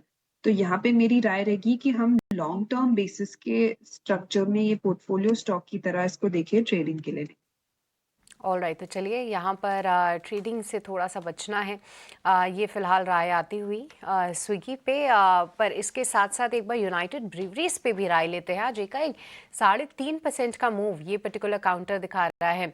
रचित, क्या व्यू रखते हैं यहाँ पे? मैम, इससे पहले एक अपडेट मैं देना चाहूंगा। अभी हमने जी शिपिंग की कॉल दी थी एंड वहां से करीबन 37 रुपीज का अपसाइड इसने रजिस्टर कर लिया है। मार्केट्स जिस तरीके से हम पोजीशन मान के चल रहे हैं, सिचुएशन अच्छी नहीं लग रही है। अगर आपने एज ए इंट्राडे पोजीशन ली थी तो आई वुड सजेस्ट कि यहाँ पे आप प्रॉफिट्स बुक कर सकते हैं, और अगर आप इसको कैरी फॉरवर्ड ट्रेड की तरह रखना चाहें तो डेफिनेटली रख सकते हैं। अभी उसमें और अपसाइड आपको आता हुआ देखने को मिलेगा, बट ऐसे मार्केट कंडीशन में if you getting this upside pretty decent अगर इंट्राडे ट्रेड है तो ये एक होगा अपडेट। इसके साथ साथ आप देखिए, यूनाइटेड ब्रूरीज जो हम बात कर रहे हैं, बहुत ज्यादा बीटन डाउन हो चुका है, और पूरा लिक्विड स्पेस हम देखें इसमें भी एक इशू है। ये बहुत ज्यादा एक बातें आ गई कि आपने ईयू ट्रेड डील कर लिया है and the foreign liquor will be relatively cheaper. Not to forget, foreign liquor cheaper है, बट पिछले 1-1.5 साल में अगर आप देखें जिस तरीके से इंडियन लिकर कंपनीज ने नए प्रोडक्ट लॉन्चेस किए हैं, कॉम्पिटिटिव प्राइसिंग पे सारा सिचुएशन बन रही है, मुझे नहीं लगता जितना ज्यादा बीटन डाउन हो गए हैं उतनी प्रॉब्लम थी। We just have to wait for the budget, क्योंकि बातें ये भी आ रही है कि सिंटैक्स कुछ इंक्रीज करने की बात हो सकती है अल्कोहल पे, वो एक वर्ड ऑफ कॉशन रहेगा। तो मैं समझता हूं उसके लिए आप लोअर लेवल्स पे कहीं भी 1440 लेवल्स के आसपास एक बार अपनी पोजीशन बनाएं। अगर बजट में सिंटैक्स का कोई अनाउंसमेंट आता है या ऐसे कोई भी डिटेलिंग आती है तो फिर we'll have to exit, क्योंकि पेन पॉइंट आपको बढ़ता हुआ दिख सकता है। अगर ऐसा नहीं होता है तो डेफिनेटली ये एक बाउंस बैक के लिए तैयार है, और इनफैक्ट पूरा लिक्विड स्पेस ही आप देखें बाउंस बैक के लिए तैयार है। सबसे पहला लेवल इसके लिए जो निकल के आएगा वो आएगा 1580, और 1580 के बाद comfortably 1740 in quarters to come आपको देखने को मिलेगा। इतना पेन पॉइंट है नहीं जितनी बीटिंग हो गई है। ठीक है, यूनाइटेड ब्रेवरीज को लेकर ये व्यू हो गया, लेकिन बाजार पर एक बार फिर से नजर डालेंगे क्योंकि जो मेटल की गिरावट है ना वो बढ़ती जा रही है, और इंडेक्स अगर आप देखेंगे मेटल का 4% से ज़्यादा टूटा हुआ आपको नज़र आएगा, और जो फॉल है वो बहुत सीवियर है, 4.5% का फॉल है, और ये 5 अगस्त 2024 के बाद एक दिन की सबसे बड़ी गिरावट है मेटल इंडेक्स में। अक्रॉस द बोर्ड आज प्रॉफिट टेकिंग है, चले बहुत थे, लगभग देखेंगे तो आधे से ज़्यादा शेयर तो ऑल टाइम हाई पर ट्रेड कर रहे थे, जिसमें किनालको हो गया, हिंडाल्को हो गया, जेएसडब्ल्यू स्टील, जेएसपीएल, इसके अलावा वेदांता। और आज ये बिकवाली आ रही है और शेयर क्रैश हो रहे हैं। हम कोशिश करेंगे किसी बड़े एनालिस्ट से जो मेटल को ट्रैक करते हैं उनसे बातचीत करेंगे और समझने की कोशिश करेंगे कि क्या ये सेल ऑफ, ये प्रॉफिट टेकिंग यहाँ से और गहराएगी या फिर आपके लिए एक अपॉर्चुनिटी भी बन सकता है। डिमांड सप्लाई के जरा सिनेरियो को भी समझेंगे। लेकिन एक और शेयर को जरा लेकर आइए जहां पर हम देख रहे हैं कि पिछले कुछ सत्र से लगातार अपमूव है और वो है एमएनएम फाइनेंशियल का। हालांकि जो नंबर आए थे एमएनएम फाइनेंशियल के वो मिक्स्ड आए थे। वैसे स्ट्रॉन्ग रनअप हमने देखा है एमएनएम फाइनेंशियल में पिछले साल भर में और फिर से लोअर लेवल से स्ट्रेंथ आ रही है। एमएनएम फाइनेंशियल, जेएम फाइनेंशियल नहीं, Mahindra and Mahindra financial services, 381 रुपए का भाव है। राय आपसे इस पर अंशु जी लेना चाहेंगे। एमएनएम फाइनेंशियल, क्या इसमें आप स्ट्रेंथ और बढ़ते हुए देख रहे हैं? तेजी करनी है क्या इसमें? सर एम&एम फाइनेंशियल हम अपने क्लाइंट्स को लॉन्ग टर्म प्रोस्पेक्टिव से रेकमेंड कर रहे हैं। 393 हफ्ते का बेस ब्रेकआउट 318 325 की जोन में आया है। प्रोबेबली 1.5 साल अगर आप इस स्टॉक को होल्ड करते हैं तो करीब करीब 600 प्लस के टारगेट मिलेंगे। ऑलमोस्ट एलटीएफ में सेम पैटर्न था, 170 पे ब्रेकआउट लिया, 330 तक नॉन स्टॉप चला। सेम पैटर्न अब 325 के आसपास ब्रेकआउट आया है एम&एम फाइनेंशियल पे, तो हम सेम परफॉर्मेंस एक्सपेक्ट कर रहे हैं कि 1.5 साल में आपको आराम से 600 प्लस के टारगेट मिलेंगे। ट्रेडिंग इसमें थोड़ी सी मुश्किल होती है क्योंकि थोड़ा वोलेटाइल काउंटर रहता है, तो दोनों साइड स्टॉप लॉस कटने की पॉसिबिलिटी रहती है। तो बेटर है बाई एंड होल्ड करके छोड़ दीजिए, डिप्स पे थोड़ा सा ऐड कर लीजिएगा। अगर वापस से 340 तक कोई डिप मिल जाए तो एडिंग की ही अपॉर्चुनिटी रहेगी और 1 से 1.5 साल इसको समय दीजिए, आराम से 600 रुपए तक के टारगेट आपको मिल जाएंगे। ठीक है, एमएनएम फाइनेंशियल को लेकर ये भी हो गया। आप इसमें लॉन्ग टर्म अगर आप व्यू लेते हैं तो आपके लिए ज़्यादा फायदे का सौदा बनेगा ये शेयर। आज हम देख रहे हैं कि देखिए टायर स्टॉक्स में ना अच्छे खासे मूव हैं, बाजार वीक है लेकिन टायर में आप देखेंगे सीएट चल रहा है। इसके अलावा आप जेके टायर को देखेंगे, वहाँ पर भी तेज़ी है और थोड़ा जिगजैग परफॉर्मेंस रहा है अगर आप रिसेंटली अगर आप टायर स्टॉक्स को देखेंगे। लेकिन ये थोड़ा सा ना मतलब हल्के फुल्के चौंकाने वाली स्थिति जरूर है क्योंकि हम देख रहे हैं कि क्रूड के प्राइसेस लगातार ऊपर जा रहे हैं। $71 प्रति बैरल के क्रूड के प्राइसेस होंगे, लेकिन बीकेटी, सीएट, जेके टायर, अपोलो टायर, आप हर तरफ बाइंग देखेंगे। अपोलो टायर भी लोअर लेवल से रिकवरी की कोशिश कर रहा है, अभी भी हालांकि थोड़े लाल निशान में है, लेकिन जेके सीएट टायर चल रहे हैं। कोई ट्रेड आपके हिसाब से रची जी टायर स्पेस में? सर जब अभी आप ये कमेंट्री कर रहे थे तो दिमाग में यही चीज चल रही थी कि they have both the ways to swing. जिस तरीके से क्रूड बढ़ रहा है इनके मार्जिन में प्रेशर आएगा, बट जिस तरीके से हमने जीएसटी के बाद ऑटो नंबर्स को इतना इंप्रूव होते हुए देखा है और सेल फिगर्स इंप्रूव होते हुए देखे हैं, डेफिनेटली एक इनके लिए अच्छी सिचुएशन बनती है। और ऐसी यूजुअल सिचुएशंस में हमने एक और चीज देखी है कि प्राइसिंग आप सिस्टम में अगर इन्फ्यूज कर भी देते हैं बहुत साइलेंटली तो आपके मार्जिन्स मेंटेन हो जाते हैं। जेके टायर एक अच्छा अपमूव अपना कर चुका है, Apollo tyres of high trade कर रहा है। जिस तरीके से हम अपोलो टायर्स को अभी सिचुएशन में देख रहे हैं, रिलेटिवली थोड़ा सा अट्रैक्टिव लग रहा है। जेके को ब्रेकआउट करने में थोड़ा सा टाइम लगेगा। अपोलो टायर्स इन लेवल पे भी अट्रैक्टिव लगता है। थोड़ा सा अगर कूल ऑफ करता हुआ आपको दिखे और कहीं भी 474 लेवल्स पे भी आपको और पोजीशन बनाने का मौका मिले, एक स्टैगर्ड मैनर में पोजीशन बना सकते हैं। इसको 2 से 3 क्वार्टर का टाइम दें और एक स्टॉप लॉस भी आपके लिए हो जाएगा 458 का। 458 स्टॉप लॉस के साथ इस पोजीशन को अप्रोच करें। जैसे ही साइंस ऑफ रिवर्सल आएंगे, सबसे पहला लेवल इसके लिए आ जाएगा 512 512 रुपए और उसके बाद मेंटेन करते हुए 540 तक का भी मूवमेंट आपको करता हुआ दिखा सकता है। Proposition Apollo tyre relatively better लग रहा है।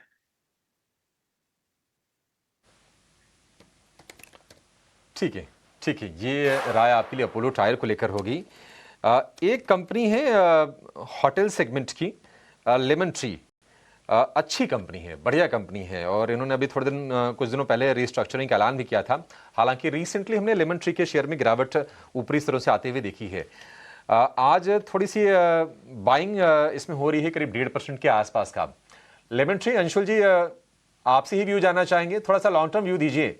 लेमन ट्री खरीदना है क्या? तो देखिए, अगर आपका व्यू लॉन्ग टर्म है तो फिर बिल्कुल स्टॉक में वैल्यू बाइंग का फेज आ चुका है। 20 हफ्ते में 32% करेक्ट हुआ है। एक 67 वीक्स के कप कैंडल पैटर्न का ब्रेकआउट फेल हुआ था, जिसकी वजह से लिक्विडेशन आई है। ऑलमोस्ट अपने बॉटम के आसपास है।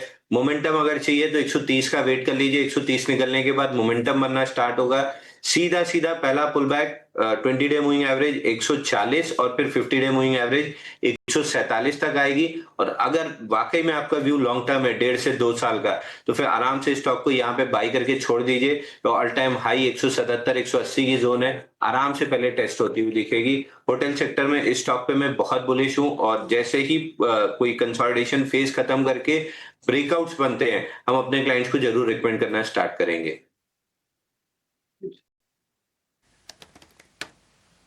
ठीक है, लेमन ट्री को लेकर ये भी हो गया। लॉन्ग टर्म के लिए ये ठीक आपके लिए एक विकल्प बन सकता है। ब्लू स्टार में फिर से हम देख रहे हैं कि लोअर लेवल से स्ट्रेंथ आ रही है। आज शेयर ने लगाई है तेजी की हैट्रिक, और अगर आप आज देखेंगे तो कंज्यूमर ड्यूरेबल वाला जो स्पेस है ना, वो आपको थोड़ा बजिंग नजर आएगा। डिक्सन को भी चाहे तो आप उसमें जोड़ सकते हैं, क्योंकि डिक्सन, अंबर, ये सारे के सारे शेयर आज के सत्र में आपको चलते हुए दिखाई देंगे। ब्लू स्टार, शिवांगी जी आपसे राय जानना चाहेंगे। ब्लू स्टार यहां से और तेजी की उम्मीद है क्या फ्रेश लॉन्ग कर सकते हैं? जी, ब्लू स्टार की अगर हम बात करें, यहाँ पे पिछले 10 हफ्तों से काफी एक टाइट रेंज में कंसोलिडेट होते हुए दिखा है ये स्टॉक। एंड ओवरऑल भी हम देख रहे हैं कि ये स्टॉक में एक 4-5 दिनों की अटेम्प्ट्स देखी जाती है रिकवरी की, फिर यहाँ पे थोड़ी बहुत प्रॉफिट बुकिंग देखने को मिलती है। तो मेरी यहाँ राय रहेगी कि हम 1770 के लेवल्स को ध्यान रखें।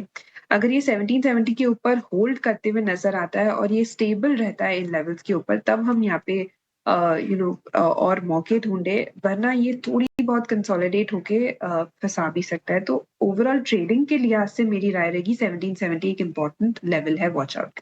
ओके, 1770 एक अहम लेवल है ब्लू स्टार के लिए। शिवांगी जी की तरफ से राय है। वोल्टास में भी आज काफ़ी कमजोरी दिख रही है। कंपनी के नतीजे भी कमज़ोर रहे थे, और कंपनी का जो कंसोलिडेटेड नेट प्रॉफिट था वो 35% से ज़्यादा कम हुआ था, और नतीजे बाजार को पसंद नहीं आ रहे। और ये टाटा ग्रुप की एक ऐसी कंपनी है जहां पर आज फिर से दबाव दिख रहा है। वोल्टास को लेकर रचित जी आपकी राय क्या है? सर देखिए, वैसे भी ओवरऑल टाटा ग्रुप के स्टॉक्स में आप देखें एक अंडर परफॉर्मेंस चल रहा है। कुछ प्रॉब्लम्स चल रही हैं टाटा ग्रुप के अंदर भी, उनके ट्रस्ट जो टाटा सन्स है उसको लेके, और वोल्टास का खुद का भी परफॉर्मेंस खराब है। और टाइम एंड अगेन हम ये चीज कर रहे हैं। देखिए, जिस तरीके से मेटल बढ़ रहा है, जिस तरीके से सिल्वर, कॉपर, आप इसमें एक प्राइसिंग अप मूव देख रहे हैं, इनके लिए मार्जिन प्रेशर होगा। और प्रैक्टिकली आप देखें सर कि ये मार्जिन प्रेशर जो है, ये जिस सेगमेंट को अपने केटर करते हैं, ये डायरेक्ट कस्टमर तक पहुंचाना बहुत कंफर्टेबली नहीं कर पाएंगे। अभी भी अंडर परफॉर्मेंस कंटिन्यूड रहेगा, और मैं समझता हूं जब तक यहां से एक डिसेंट करेक्शन ना आ जाए, या फिर आपको मार्केट में ग्रोथ ना दिखे, इस स्टॉक से आपको कंप्लीटली स्टे अवे रहना है। क्योंकि अभी हम सीजन तो अप्रोच कर रहे हैं, विंटर्स के बाद हम समर्स को ही अप्रोच करेंगे, पर इनकी सेल्स में अप ट्रेंड आना और मार्जिन को मेंटेन करना मुझे दोनों बहुत डाइसी मामला लगता है। For the time being it's a complete stay away. जब तक मेटल कूल ऑफ नहीं करते, स्पेसिफिकली सिल्वर और कॉपर, ऐसे पर्टिकुलर सेक्टर से दूरी बना के रखना ही एक सही एडवाइस होगी। ओके, तो ये सलाह आप वोल्टास को लेकर और ये इस तरह के स्टॉक्स को लेकर भी दे रहे हैं। शुक्रिया रचित जी। जाने से पहले डिस्क्लेमर दे दीजिएगा सर, जो भी राय आज आपने दी है। सर, जितने भी स्टॉक्स हमने आपके चैनल पर डिस्कस किए, इसमें मेरी पर्सनल पोजीशन है, मेरी फैमिली पोजीशन और क्लाइंट पोजीशन हो सकती है। जितने भी स्टॉक्स हमने आपके चैनल पर डिस्कस किए हैं, वो कंपनीज, उनके प्रमोटर्स और उनकी ग्रुप कंपनीज हमारे क्लाइंट हो सकते हैं। Investment in equity market are subject to market risk. Please consult your financial advisor before making any investment or taking any trade in any script that we have discussed on your channel. Along with this sir, एक और update मैं दे देता हूं। SCI की call हमने कल दी थी, और 229 लेवल्स पे अभी इसने एक हाई रजिस्टर किया है। मार्केट्स डाइसी हैं, एक अच्छा अप ट्रेंड आपको देखने को मिला है। अगर आप चाहें तो एक बार प्रॉफिट बुक HCL टेक्नोलॉजी नहीं, SCI shipping corporation of India, इस पे चाहें तो एक बार पोजीशन बुक कर सकते हैं। बट हमारे जो टारगेट्स हैं वो दोनों के दोनों अभी भी इंटैक्ट हैं, तो मेंटेन करना चाहें दैट वुड बी गुड, और अगर बुक करना चाहें तो वो भी कर सकते हैं। Thank you. ओके, तो प्रॉफिट बुक करना चाहे तो यहाँ पे बुक कर भी सकते हैं, अदरवाइज आप होल्ड कर भी सकते हैं। ये सलाह रचित जी की तरफ से SCI को है, शिपिंग कॉर्पोरेशन ऑफ इंडिया को लेकर। शुक्रिया रचित, आपने वक्त निकाला, हमारे दर्शकों को गाइड किया है। NMDC पे चर्चा कर लेते हैं। NMDC कल इनके अंशुल जी की टॉपिक भी थी, कल एक टारगेट उनके अचीव भी हुए थे। लेकिन आज मेटल माइनिंग स्टॉक्स काफी कमजोर नजर आ रहे हैं। अंशुल जी, अब क्या राय बन रही है? आज तो 4% टूट गया है, अब यहां से क्या करना चाहिए? आपकी राय क्या है अब? तो मेटल स्टॉक्स में वेट एंड वॉच करना चाहिए। मेटल इंडेक्स पे सीधा सीधा गैप डाउन ओपनिंग हुई है। कल बड़ी कैंडल के साथ मेटल इंडेक्स क्लोज किया था और आज ऑलमोस्ट कल के लो के आसपास खुला है और एग्रेसिव सेलिंग है। तो मेटल काउंटर्स में इस समय अब एटलीस्ट लॉन्ग साइड में हाथ रोक के काम करना चाहिए।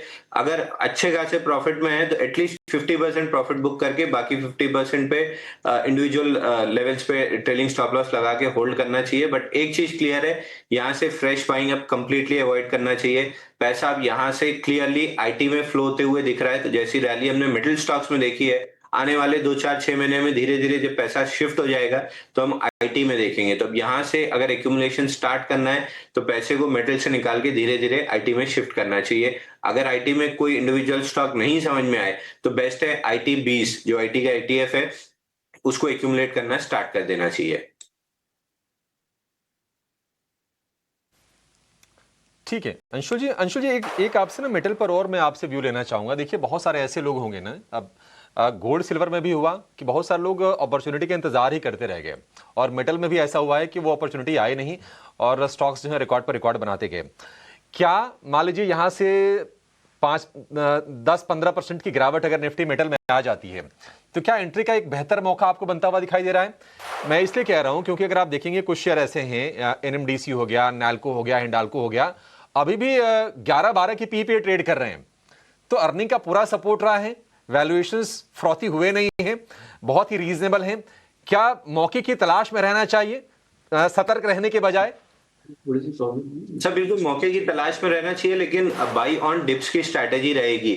अगर सीनेक्स मेटल का इंडेक्स अगर आप देखेंगे तो 10,200 पे वीकली पे एक ब्रेकआउट आया था कप एंडल पैटर्न का, जिसका टारगेट लगभग 17,000 रुपए है और अभी केवल हमने हाई बनाया है 12,500 का। प्रॉब्लम यह है कि शॉर्ट टर्म में 8 दिसंबर से जो रैली चालू हुई थी मेटल इंडेक्स में 7 हफ्ते में 25% चल गई है। तो अगर 7 हफ्ते में 25% चली है तो टाइम वाइज करेक्शन बचा हुआ है। तो ये टाइम वाइज करेक्शन अगर वीकली चार्ट पे 8 से 10 हफ्ते का भी, 8 से 10 कैंडल का भी आता है तो आप मान के चलिए कि 3 महीने तो शांति से निकल गए।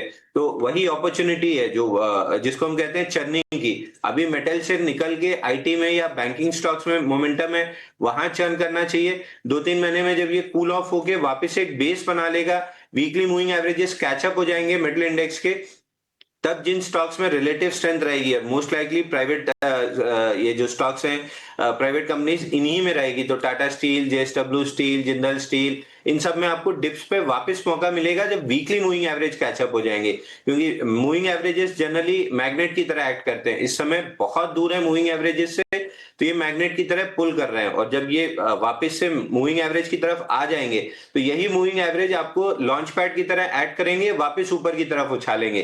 तो पुल बैक का वेट कीजिए, पुल बैक में एक बार प्रॉफिट बुक करके नीचे डिप पे ऐड करने की कोशिश कीजिए, और जब तक ये डिप नहीं आ रही है पैसे को बैंकिंग या आईटी में शिफ्ट कर लीजिए। 3 महीने वहां पे पैसा बन जाएगा।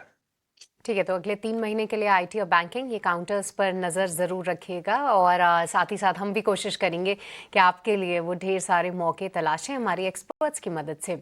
बट इसी के साथ एक और काउंटर जो कि बहुत बढ़िया मूव्स आज के सत्र में दिखा रहा है, वो कहीं ना कहीं आप देखिए डिक्सन टेक, इसके बारे में हमने बात की ही, केन्स भी हमने चर्चा की थी, और धीरे धीरे करके ये काउंटर भी जो है ऊपर ही आ रहा है। बट इसी के साथ एक बार टाटा मोटर्स पर भी नज़र डाल लेते हैं, क्योंकि टाटा मोटर्स के यहाँ पर कमर्शियल व्हीकल के जो नंबर्स आए थे वहाँ पर मुनाफा उम्मीद से काफ़ी बेहतर था, और गाइडेंस बहुत मजबूत दी है कंपनी ने। टाटा मोटर्स CV, जिसको सिर्फ टाटा मोटर्स के नाम से जाना जाता है, उसके नतीजे आए थे। अब देखिए दोनों कंपनीज का अलग अलग हो गई हैं तो थोड़ा सा कंफ्यूजन ज़रूर हो जाता है। देखिए शुरुआत 450 के आसपास हुई थी, अब किस तरीके की यहाँ पर तेज़ी है तो इसको ध्यान में रखते हैं, और इससे रिलेटेड जितने भी कमर्शियल व्हीकल प्लेज हैं, खासतौर से अशोक लेलैंड, महिंद्रा एंड महिंद्रा का भी एक्सपोजर है, इन सबको भी ध्यान में ज़रूर रखिए। बट आज एक और काउंटर बहुत बुरी तरीके से टूटता हुआ नजर आया है, वो है साउथ इंडियन बैंक। यहाँ पर आप देखेंगे भारी गिरावट आज आप सत्र में देखेंगे, क्योंकि यहाँ पर खबर ये है कि जो कंपनी के एमडी और सीईओ हैं वो उन्होंने जो है सेकंड टर्म लेने से कहीं ना कहीं मना कर दिया है। यहाँ पर जो पीआर शेषाद्री जी हैं एमडी और सीईओ कंपनी के, उन्होंने ये ज़रूर बोला है कि वो रीअपॉइंटमेंट सीक नहीं कर रहे हैं और इसी के चलते स्टॉक में लगभग 15% से ज़्यादा की गिरावट है। शिवांगी एक बार क्विकली, ओके शायद शिवांगी नहीं है, पर अंशुल एक बार क्विकली आप साउथ इंडियन बैंक पर भी राय दीजिए, क्योंकि देखिए मैनेजमेंट रीजिक जो है और एकाएक अचानक से अगर ऐसे कुछ एग्जिट्स अनाउंस हों तो ऑफ कोर्स यहाँ पर अच्छी तरीके से नहीं देखा जाता है। स्ट्रक्चर किस तरीके से बिगड़ता हुआ नजर आ रहा है अंशुल? देखिए स्ट्रक्चर में कंप्लीट डेंट है, कंप्लीट डेंट। मंथली चार्ट पे ऑलमोस्ट शूटिंग स्टार कैंडल की फॉर्मेशन है। आज ऑलमोस्ट लास्ट सेशन है मंथ का, शूटिंग स्टार कैंडल की फॉर्मेशन है और 41.65 का ब्रेकआउट फेल हुआ है। वीकली पे आउटसाइड बार रिवर्सल है, 4 हफ्ते के बुलिश प्राइस एक्शन को कंप्लीटली एंगल्फ कर दिया है। डेली पे गैप डाउन है, एक लास्ट सपोर्ट है 36.94 का, इसके नीचे स्टॉक में vertical down move 50 week moving average 33 और प्रीवियस ब्रेकआउट पॉइंट जो था 31 वहां तक आ सकता है। किसी भी तरह का अगर आपके पास लॉन्ग है इस समय प्रॉफिट बुक करके एग्जिट कर देना चाहिए। ऑलमोस्ट सिमिलर पीएसपी में आया था, पंजाब एंड सिंध बैंक में इसी तरह का अनएक्सपेक्टेड न्यूज के बाद ब्रेकडाउन आया था और स्टॉक में 50% के अराउंड करेक्शन आ गया था। तो उस तरीके के किसी भी डिजास्टर से बचने के लिए 36.94 ये आखिरी आपका स्टॉप लॉस होना चाहिए और बेटर है कि गैप के साथ इतना बड़ा डेंट आया है, ज्यादा रिस्क लेने की जगह निकल जाना चाहिए। इससे अच्छा फिर इंडियन बैंक परफॉर्म कर रहा है या आरबीएल बैंक परफॉर्म कर रहा है तो आप उन बैंकों में शिफ्ट कर सकते हैं। और अगर छोटे बैंकों में रहना है तो यूनियन बैंक में 400 हफ्ते का बेस ब्रेकआउट है, वहां पे शिफ्ट कर सकते हैं, बट इस स्टॉक से तो निकल ही जाना चाहिए। राइट, तो चलिए इस स्टॉक से एक पल के लिए आप निकलिए, क्योंकि यहाँ पर जो स्ट्रक्चर है वो थोड़ा सा बिगड़ता हुआ नजर आ रहा है। कुछ एक विकल्प जो है वो ज़रूर अंशुल ने बताए, उनको ध्यान में ज़रूर रखिएगा। पर चलिए अब आगे रुक करते हैं हमारे अगले सेगमेंट ऑप्शंस के चैंपियन का।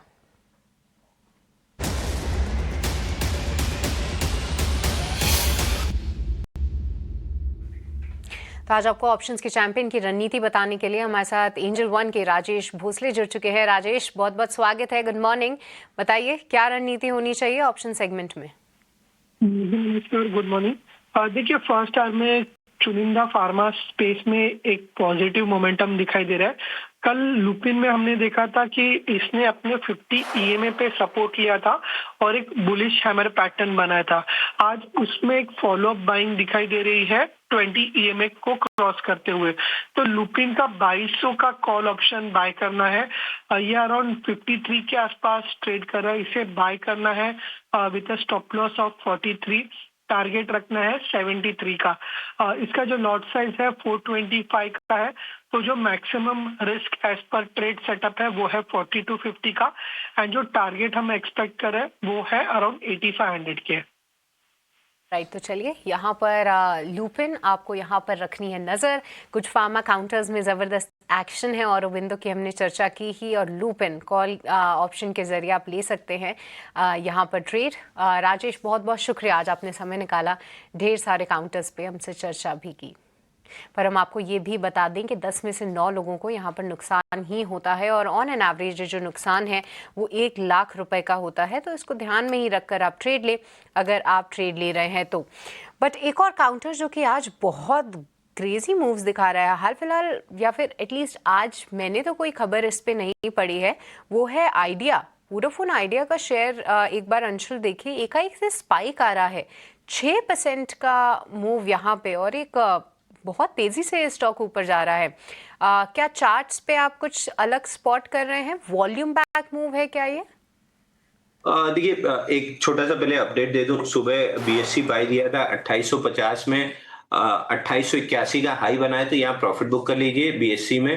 और वोडाफोन आइडिया में एक रिवर्सल बना है। देखिए ट्रेलिंग स्टॉप लॉस जो होता है 10.47 का था, उसके नीचे 6 दिन सस्टेन किया, ब्रेकडाउन ऑलमोस्ट कंफर्म किया और आज बेयर ट्रैप बना रहा है। तो जनरली वोडाफोन आइडिया में हमेशा यही होता है, ब्रेकआउट दिखा के बुल ट्रैप बनता है, ब्रेकडाउन दिखा के बेयर ट्रैप बनता है। अगर ये बेयर ट्रैप कंटिन्यू होता है, 10.47 के ऊपर ये स्टॉक टिका रहता है, तो शॉर्ट कवरिंग के सहारे 11.81 तक आ सकता है। वॉल्यूम नहीं है, बहुत ज्यादा वॉल्यूम नहीं है, 34% ऑफ एवरेज वॉल्यूम हुआ है, बट प्राइस स्ट्रक्चर पे बहुत स्ट्रॉन्ग बेयर ट्रैप बना है 10.47 के ऊपर। अगर लॉन्ग लेना है तो 10.4 का स्टॉप लॉस ले लीजिए, गया तो 30 पैसा, आया तो 1 रुपए। 1:3 का रिस्क रिवॉर्ड वाला ट्रेड बन रहा है, बिल्कुल लेना चाहिए, बट स्ट्रिक्ट स्टॉप लॉस लगाइए क्योंकि ट्रैप्स बहुत ज्यादा वोडाफोन में फॉर्म होते हैं, तो स्टॉप लॉस से ही आप बच सकते हैं। 10.4 का स्टॉप लॉस रहेगा, 11 रुपीज 70 पैसे का टारगेट रहेगा। ठीक है, तो यहाँ पर ऊपर के टारगेट ज़रूर आ सकते हैं, बट एक ट्रैप में आप ना फंसे, क्या कुछ स्ट्रक्चर बन रहा है ये हमें अंशुल ने ज़रूर बताया।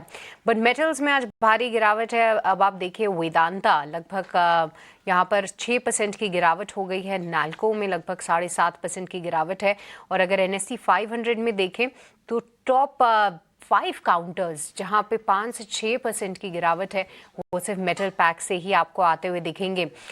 एक और काउंटर जिसकी पिटाई हो रही है वो हमने ज़रूर समझा थायरोकेयर, क्योंकि कल भी यहाँ पर गिरावट हुई थी, आज फिर से लगभग 4% की यहाँ पर कमज़ोरी है। एक बार थायरोकेयर पे अपना व्यू दे दीजिए अंशुल, और कितना कमज़ोर होगा ये काउंटर? नतीजे बेहद ख़राब थे। देखिए थायरोकेयर में कल वॉल्यूम बेस्ड डाउन मूव थी, और वीकली चार्ट पे एक फ्लैगिश काइंड ऑफ एक्शन का ब्रेकडाउन है, जिसका इमीडिएट सपोर्ट है 407 रुपए पे, और जैसे ही 407 रुपए टूटेगा फ्रेश ब्रेकडाउन कंफर्म हो जाएगा। रेंज लो 361.7 तक, एक्सट्रीमली वीक लग रहा है स्टॉक, वॉल्यूम बेस्ड सेलिंग है, 361 रुपीज आते हुए दिख रहा है। ऑल राइट, तो काफ़ी कमज़ोर दिख रहा है फिलहाल थायरोकेयर काउंटर, और थोड़ी और सेलिंग प्रेशर ज़रूर आ सकता है। पर अंशुल, इसी के साथ आपको हम बहुत बहुत शुक्रिया करना चाहेंगे, आज आपने समय निकाला और ढेर सारे काउंटर्स पे हमसे चर्चा भी की। पर चलिए इसी के साथ फिलहाल वक्त तो चला एक छोटे से ब्रेक का, आप कहीं मजा आएगा, ब्रेक के उस पार कमोडिटी से जुड़ा पूरा अपडेट लेकर हम जल्द हाजिर होंगे।